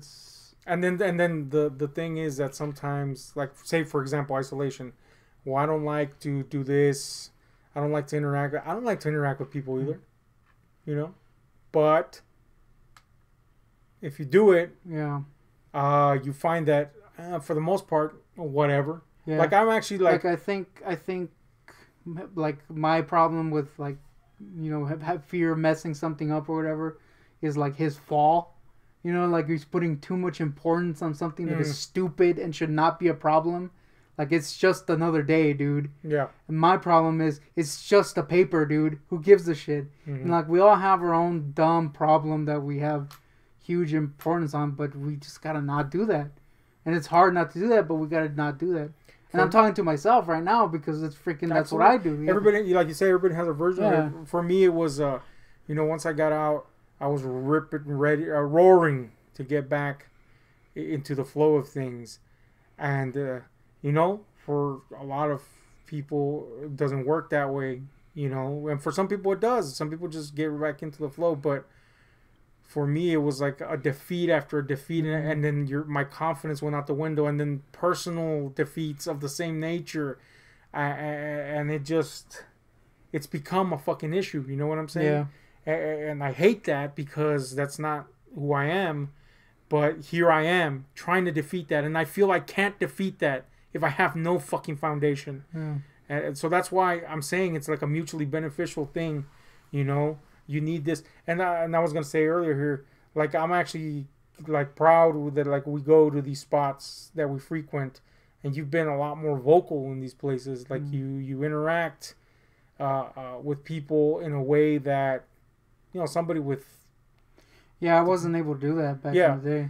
You know, and I mean, that's something. That's literally something you can build on. And I still hit, like, times where it's like it throws me, you know, like the Popeyes guy complimented our shirts, and I was like, oh, don't do that. It just feels so weird interaction. Yeah. But then there's moments like, where I'm like, okay, you know, it's just weird. The big thing about, again, like say, like that random interaction in public. Doesn't matter. It doesn't matter. Yeah. It has zero weight. So why not build? Use that to build it to something that does matter. You know what I'm saying? Yeah. Like, I need to get in a mindset where, you know, I think I can get into that. It's just maintaining it that I find difficult. You know what I mean? And that's where I have to build. Like, I think I get too discouraged very easily. You know, like, for example, a good example is, like, we'll put work into a video, like the recent corny obsessions, or we'll put some work into a video, and then it gets, like, no views, and I'm like, damn, we put work into that.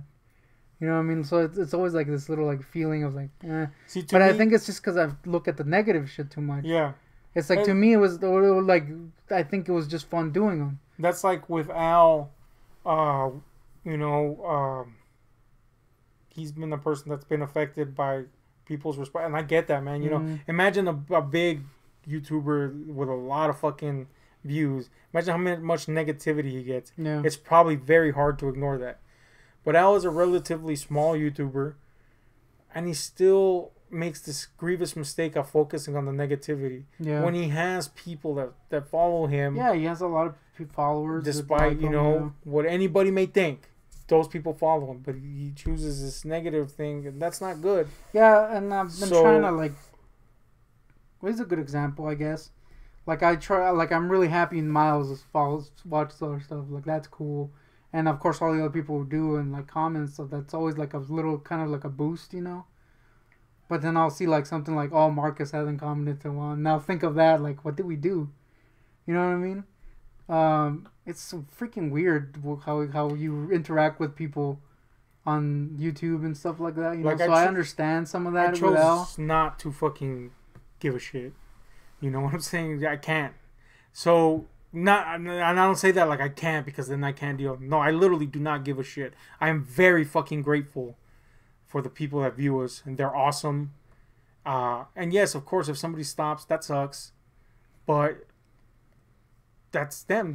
I stopped viewing certain YouTubers forever. That's true. But it's just kind of how things happen. And the large majority of the time, it's nothing personal. It's just like I've drifted watching something else now. Now, of course, the ideal thing is they stick around and all that shit. And that's cool. And you know, that's the ideal. The ideal is never 100% ever. You know what I'm saying? So I chose not to give a fuck. That's why I kind of don't like seeing the comments and stuff. Not because I think it's like there's gonna be negative stuff, but because I started thinking of that way. You know, like what if someone doesn't comment here? That's gonna feel weird. So that's kind of why you leave it to you. But I still get the notification, so I always know. You know, and occasionally I'll comment something, but yeah, I kind of had to do that so that I don't get in my head. You know, like look, we've become very fond of Miles because not only is he a constant viewer, and there's a lot of constant viewers that we have that are fucking awesome. You know, Grunge Truck, Geek Gnome. You know, they're all cool. Michael Keller, of course. You know, Josephine. Yeah. You know, they're all cool. Obviously, it's just kind of like Miles has become like this like de facto like a poster boy for us. He's just a guy that I find extremely charming, and if we, you know, extended our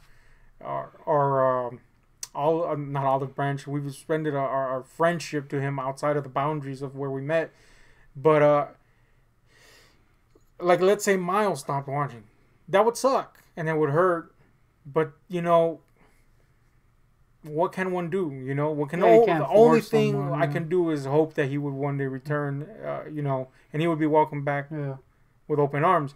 But should that happen, you know, I can only be considerate for a moment, like that sucks, and I hope he comes back, but I can't let that affect me, you know. And that's the thing that I noticed with Al. He was still he had the extension for the seeing the dislikes and all that stuff, and like you can't. Who cares? Be very happy that there's somebody that gives a shit enough to listen for even a few seconds, because ultimately at the end of the day, when we started this YouTube channel, for me, like I've always said, it was... You know, before you continue, I think it's weird because I don't feel that of my channel. You know, like, I'm like, I don't really care on my channel. You know, like, Miles comments whenever I put stuff up, but like, it doesn't bother me if I don't have comments. It doesn't bother me if I don't have views and stuff like that. It's just a thing, you know? But here it kind of does for some reason. Well, that's because there is a something of a like an emotional component to this thing. I don't know what it is for you. For me, and that ties in adequately with what I was going to say. For me, initially, the channel was, you know, a means to reconstruct our relationship as brothers. Obviously, you know, we got to the point where I feel that has reached a point where we're confident in that. So is it still the same? If we stop doing it tomorrow, I would be sad because that's literally a way we interact. Yeah, like we don't really talk like this. Yeah, usually it's a means. It happens, but not often. Right. It's like I think it's easier for me to talk with like a mask on. Yeah, absolutely. You know what I mean? So it's kind of like that's the only reason I'm saying any of this crap. So there you go. You've invested emotionally on that level. Yeah. And that's why it means something. So equally with me, and that's what it would mean to me. We've lost an avenue of communication, and communication is important. But, you know, again, though we love our viewers, if we lost all that, however few viewers we have, they're prized to us. If we lost it, at the end of the day, my biggest tragedy would be that I lost the line of communication that we use as a means to extend our version of communication. Yeah. So, though we joke a lot, I feel like the jokes are, you know, among ourselves, and we open that door to other people. And if they like that, that's cool. You know, a lot of people have commented this is cool because you guys have that brotherly dynamic, and it reminds me of me with my brother and my sister. That's fucking cool. You know, that's what we were going for. You know, no matter what we say, how silly it is sometimes, or how stupid and irreverent, or sometimes serious, that was the goal for me. I think that. And this is like, I guess, a good example of moving on from that kind of dumb thought. I think that was kind of like a worry I had about when we did the corny stuff, the corny obsessions ones, so that we're introducing more editing and like, you know, the us talking afterwards. I was like, are we gonna lose this kind of like, you know, like the looseness of the videos? It's like, are we gonna introduce more stuff that's gonna take away? And I think Abraham commented that too. Like, why not just make a regular video? I felt that, and I think that's why. Spoiler alert: we had kind of like a little blowout in the third episode. I think that's why, because I was kind of like, oh man, we're changing this too much. I liked what we had. You know what I mean? And the answer, by the way, is no. We're not. Yeah, that became pretty obvious. We're not stopping the. It's just literally a project that we thought was cool. Yeah. While we were gonna edit something, we're like, why don't we extend this into episodes and have running gags and stupid shit that refers to stuff that we talk about while we're doing normal videos. And that's not even something I thought about until right now. It's like, maybe that's what that was, because it is kind of that feeling, you know, like, of change. Change is always weird. And change is good. I like change. And I think that that series was good. Here's the problem. And this is why part of this issue is, like, we should have continued. We technically haven't filmed for, like, over a month. And I think that was a big misstep. Now, we have content for days, but not all that content's going to work. And we can only post up so many hauls before people are like, wait a minute, what the fuck happened to the other stuff? So the thing is that my thing was, we make this little series, you know, it's small, it's brief, it's you know, very viewer friendly, I guess, as far as that goes. And we could supplement it with the other stuff. That way we have a little variety. And then when we're done with that series, we could do another one, but still have that other stuff. So the bad part is that you kind of had this moment, which again fed my moment, where it was like, depression? What's going on? And there was no creativity going on. You know, there was a kind of stagnant. Now today, this is a video that we've shot, you know, on a Saturday, but we shot a bunch of other videos, and hopefully the bulk of those videos are going to largely be just us talking. Yeah. And that some of them might have a little edit here and there, but that's it. But already I'm thinking, what next thing can we do that's kind of like Corny Obsessions? That'll be cool in its own thing, and that's it. But, you know, again, the primary focus for me, personally, is that, you know, it's just a means of communication. That Corny Obsessions thing literally was just one video that we edited into many videos. 40 minutes. That's why they're all to be continued, because we felt, well, we should just dedicate a little time for each subject, some gags, have a little running gag thing all the way to the end, you know. That would be fun. And it was fun. We were having a lot of fun doing it. We had even a little spat during it. And then it was over. And then we were like, if anything, we reared up more, you know. Yeah. And at the end of the day, if they get 0 fucking views, to me, they were fucking fun to do. And I liked seeing them. Yeah. You know? And that's all that fucking matters. That's literally how I see YouTube. Did we have fun doing it? Yes? Then that is a success. Period. It means nothing to me outside of that. I wish that we could make money on YouTube. Yeah. But at the same time, I feel that would take something away on its own. Because then it become a responsibility rather than something we do for entertainment. I think that's why I don't really feel that kind of, I don't want to say weight because that sounds douchey, but weight on about my channel, because whenever I do them, it's literally just I throw up a camera and then like I'll say something for like, I don't know, like 30 seconds, stop, kind of think, or, you know, think of something funny or think of anything to say and then do it again. And it's just me like trying to think, you know, like not trying to think in the moment, but trying to speak in a way that will be entertaining. Mm-hmm. Whereas here it's like I'm just talking as myself, basically, you know, like a heightened version of myself. There it's kind of like I kind of try to think of stuff. And if you see an unedited version, a video of my channel, it's terrible because it's like an hour and only like 10 minutes are usable because it's a lot of me just like sitting there, you know. But it's like I like doing it because I kind of feel like it's advancing my kind of like I guess communication skills, I guess maybe. Like it's helping me do something. That's why I kind of like doing it, but now I've unfortunately feel that kind of like I don't want to mess this up. You know what I mean? So it's kind of like that's why I haven't done anything in a while, and I don't know.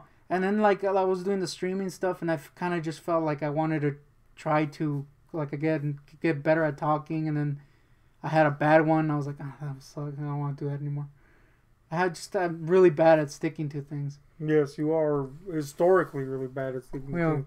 Even the most inoffensive and low effort things. That sounds bad, but you know what I mean. Like, we brought this up in several videos. Like, you'd start watching a show and all of a sudden, what the fuck happened, man? You know what I'm saying? And then that's also kind of partially due to the difference of personalities. Like, again, using the show example, I'll fucking go through the whole thing.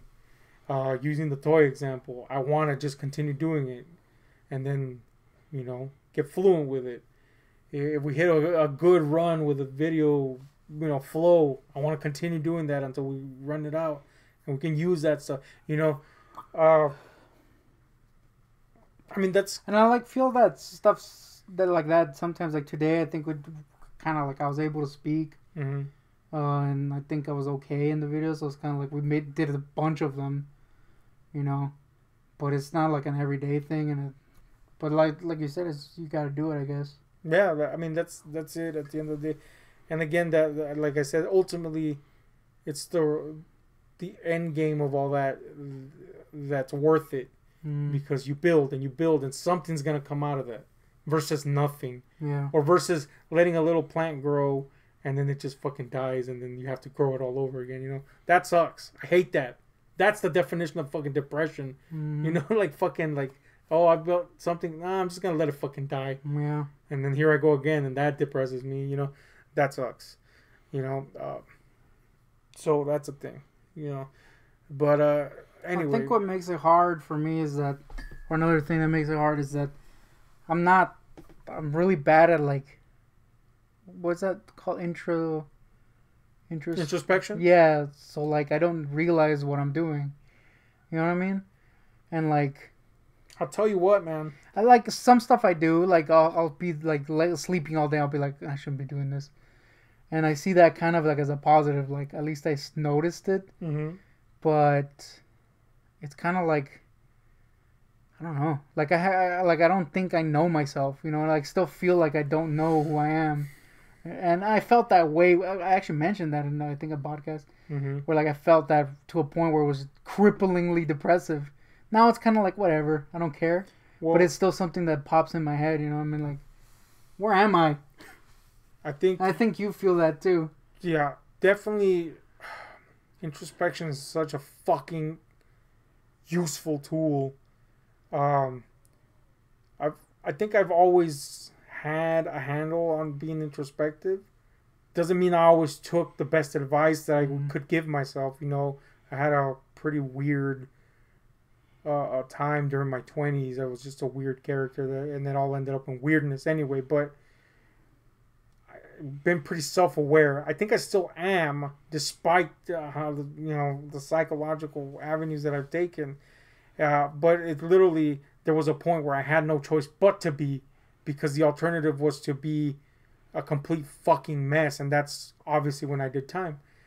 Either there's one of two routes in there, and it's either you fix yourself or you fucking double up on the idiocy. And I decided, all right, well, I ended up here, so clearly I made some fucking mistakes, right? You know, so let's fix me as much as I can. And I came out feeling very confident. But then again, as aforementioned, you know, life threw not only lemonades, but the fucking tree at me. So, you know, but the point is that I don't think I've ever lost the introspection, but it is something you have to fucking get a handle on because it's super helpful. It's very humbling, one, because it gives you a conscience for other people. I'm not saying you lack a conscience, but you know, I think instead of that, like I've replaced it with just being hard on myself. You know what I mean? Like, and that's not good. Instead of trying to see all the sides, I'm just like, you suck. Yeah. You know what I mean? And that's, I mean, you could argue that you started with introspection and it led there, but really, it's just that you haven't honed the skill. So it's not really that you ended up there. It's that you're trying to start using the skill, but all you know is this. Yeah. So the thing is, introspection, I don't want to say it's as simple as that, but, you know, introspection is basically you learning to sit down and examine yourself instead of other people. Not necessarily in a problematic way, not necessarily like, how did I contribute to this issue? But rather, why am I not happy in this situation? And how can I fix that? And then begin that question and answer process in your head. And that's how you start building that introspective mindset. And sometimes the answers are hard, which makes it kind of lead into depression, because the answers are sometimes like, you need to motherfucking fix this, and it's problematic and it's hard, and you know, hard is hard. Mm-hmm. So, but the point is, like, if you introduce like a form of humility into it, which I am very grateful for having done time, because nothing will humble you more and or make you a complete fool in prison, right? I needed humbling in a lot of ways, not just in sense of criminality, but, you know, in life itself. But it also allowed me to not blame other people ever. You know, well, there's moments obviously that it's other people's fault, but you know what I'm saying? Like, we have the key to our happiness, or however close we can get to that. And everything could be right in somebody's world, and if they don't contribute the elements that they have to contribute, they're going to fucking be miserable. Yeah. All the money in the world is not going to fix shit, for example. Money sometimes buys happiness, sure.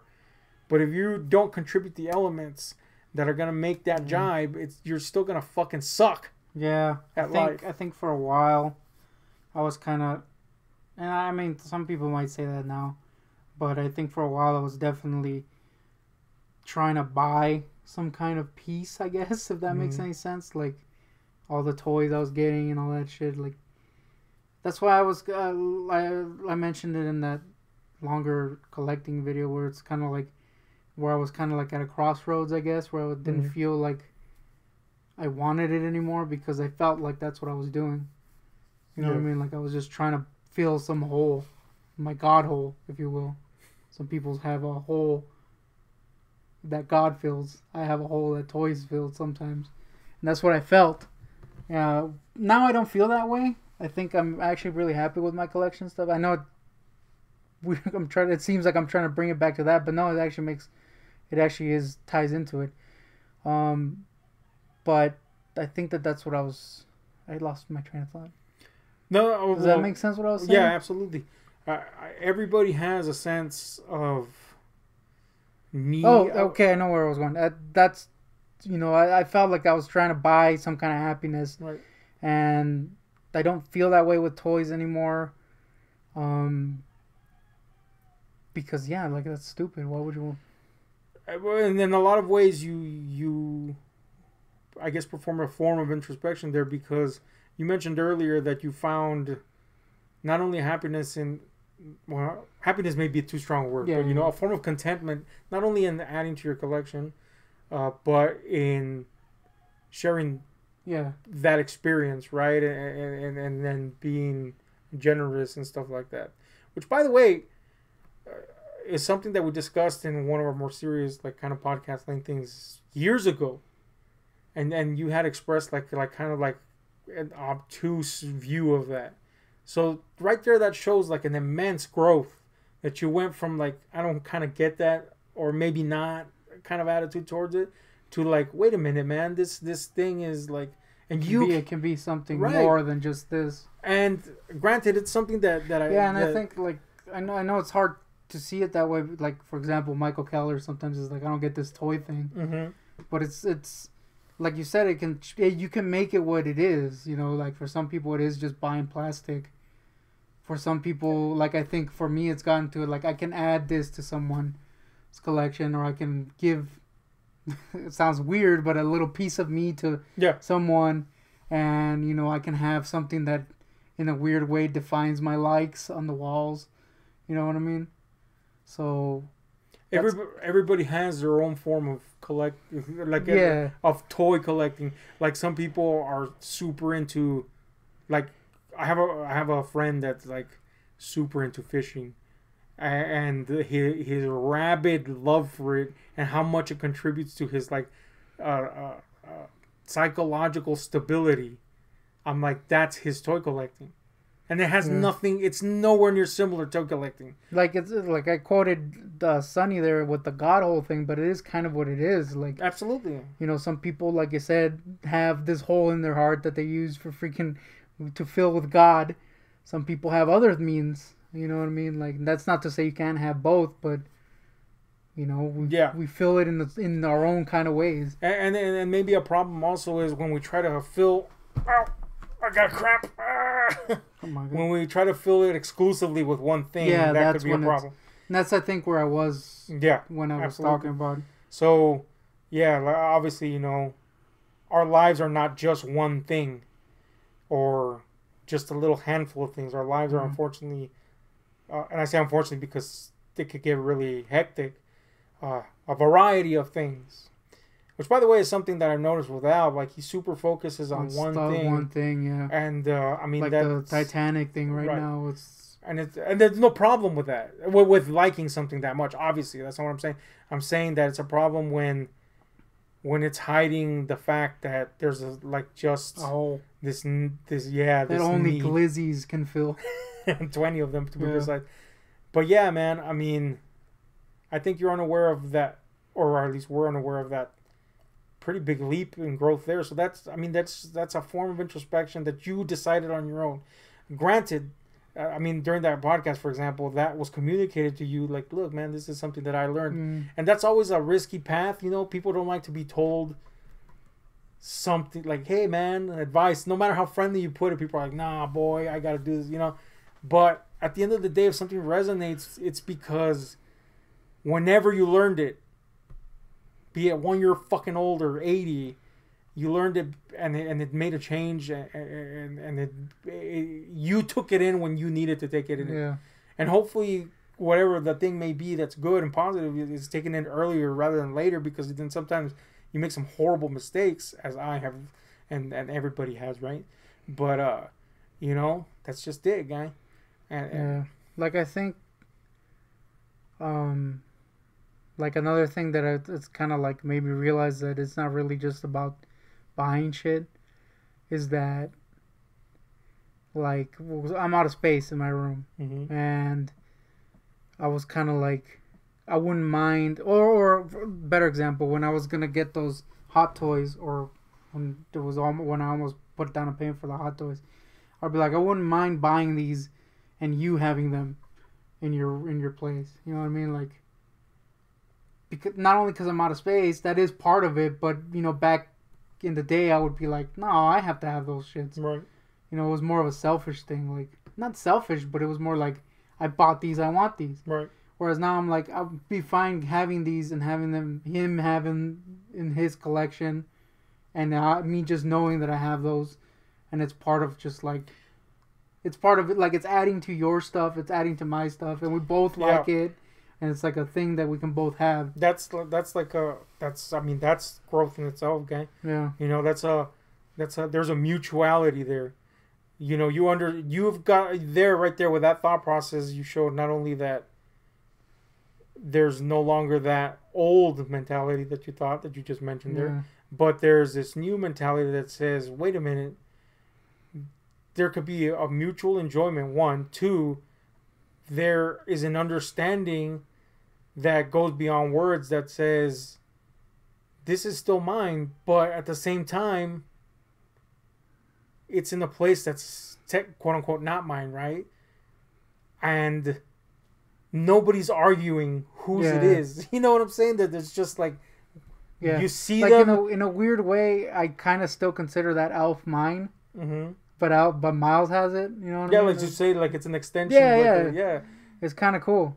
Yeah, exactly, man. And when you mentioned that, because that was one of the things that you mentioned while you were trying to debate whether you were gonna. That's exactly what I thought. I was like, yeah, I mean, like, you spend a healthy amount of time here, like when we hang out, watch movies, whatever. You know, you'd be visually enjoying the thing that you did in a place where it's not cluttered and stuff. and like also like a possibility of having these shelves in the cuartito, aka a tiny room next to the restroom. They're not gonna be anywhere near my line of sight, but it's still kind of like it's there. You know what I mean? Like that's fine. I don't mind it anymore. Whereas back in the day, I think I'd be like, "Come on, guy." Yeah, like I've learned to kind of enjoy shit you have, instead of being like, "I want that." Sucks that he has it and I don't. Instead, I'm just kind of like, "Oh yeah, he has it. It's cool." Like going back to this. Like I said, I lost that horror collection, and obviously there's stuff that I've wanted and never had, or lost in other ways. And literally go into your room, and I'm like, there it is, man. There it is, to enjoy in the exact same way that I would have enjoyed it if it was right in front of me, So that's cool. I mentioned it to you in a way with the movies, like I was like, it's like my collection is yours, because I like to watch movies with people that I know and can have a fun time watching them with. And you're like easily the best person to watch movies with, because you watch them very close to the way I watch them. You like to see everything, and you're thinking about things. You're not just fucking like taking in fucking images and that's it, And we can have a discussion about them. Even if we don't agree about the movie, we could have a discussion. So to me, that's fucking very fulfilling, and it has nothing to do with it, whether I own it or not. Yeah. It just has to do with the fact that the experience was enjoyed, and it's an extension, like, in a manner of speaking. But I mean, that again, that's a form of growth, man. And that's a reason to be, I guess, proud of yourself. By the way, there's fucking, my stomach is... Yeah, the pocky We filmed this, like, what did we say, like a couple hours? No, not even an hour, huh? After the pocky it was like an hour and a half, because we watched that awful Beetlejuice That's show. True. And my stomach's still kicking. It hurts. But, yeah, man. I think we'll cut it off there, because we've gone... I mean, obviously, there's a podcast. We'll probably put this on the channel because it's pretty decent. Yeah. Or... if anybody makes it to the psychological part. I think, I think it's kind of weird, because we started with toys, but we kind of it's tied in there, part of it. No, I mean, just looking at our surroundings, I mean, people don't understand. They got this shot right now. There's stuff missing right here. If you turn this motherfucking camera around, there's fucking toys, statues everywhere. This is basically the answer to Michael Keller not understanding why toys are such a big deal over here. And then to Michael, you have something that something is a big deal. It's intrinsic to you. It might not be physical. It might be this or that. But there's something that you love and pursue and hold dear to your heart. That's it with toys for us. They're a key to an emotion, to a memory, to recapturing some sort of. That's what it is. I understand people not. It's like when people see people that like wrestling, they're like, "But it's fake." Or sports, we know it's fake. Or sports, like some people don't like sports. Like, I hate sports. That's actually, sports are a good thing, because when I was, we hate sports, but when I was in Arizona, one of the few times I had fun with our brother was watching the Suns games. So like, when I came home, I was kind of like, yeah, I'm a Suns fan or whatever, but really it was just like, I liked that experience. Yeah. And I tried to watch games by myself, and it wasn't the same. Exactly. You know what I mean? So it's kind of like, it's something that ties you to something, basically. It's an anchor. That's a very good example. Another example, if you're a movie fan, is you watch something and you want another person to see it, and you're like, you talk the movie up maybe or whatever, and let's say they never see it, you're like, come on, you know what I'm saying? But you want to share an experience. It's really what you want to share. It's not, I mean, obviously it's part of you want to share the movie, obviously, but that's because that movie carried in a fucking experience. Yeah, it meant something. So that's the same thing. You know what I'm saying? Like, that's what it is, man. An experience in some delivered in a plastic form, I guess. But anyway, let us know what you think about this. A little bit more of a serious podcast here, just especially towards the end. Hope you enjoyed it. If you stuck around this long, anyway. Let us know what you think. In the meantime, we're okay.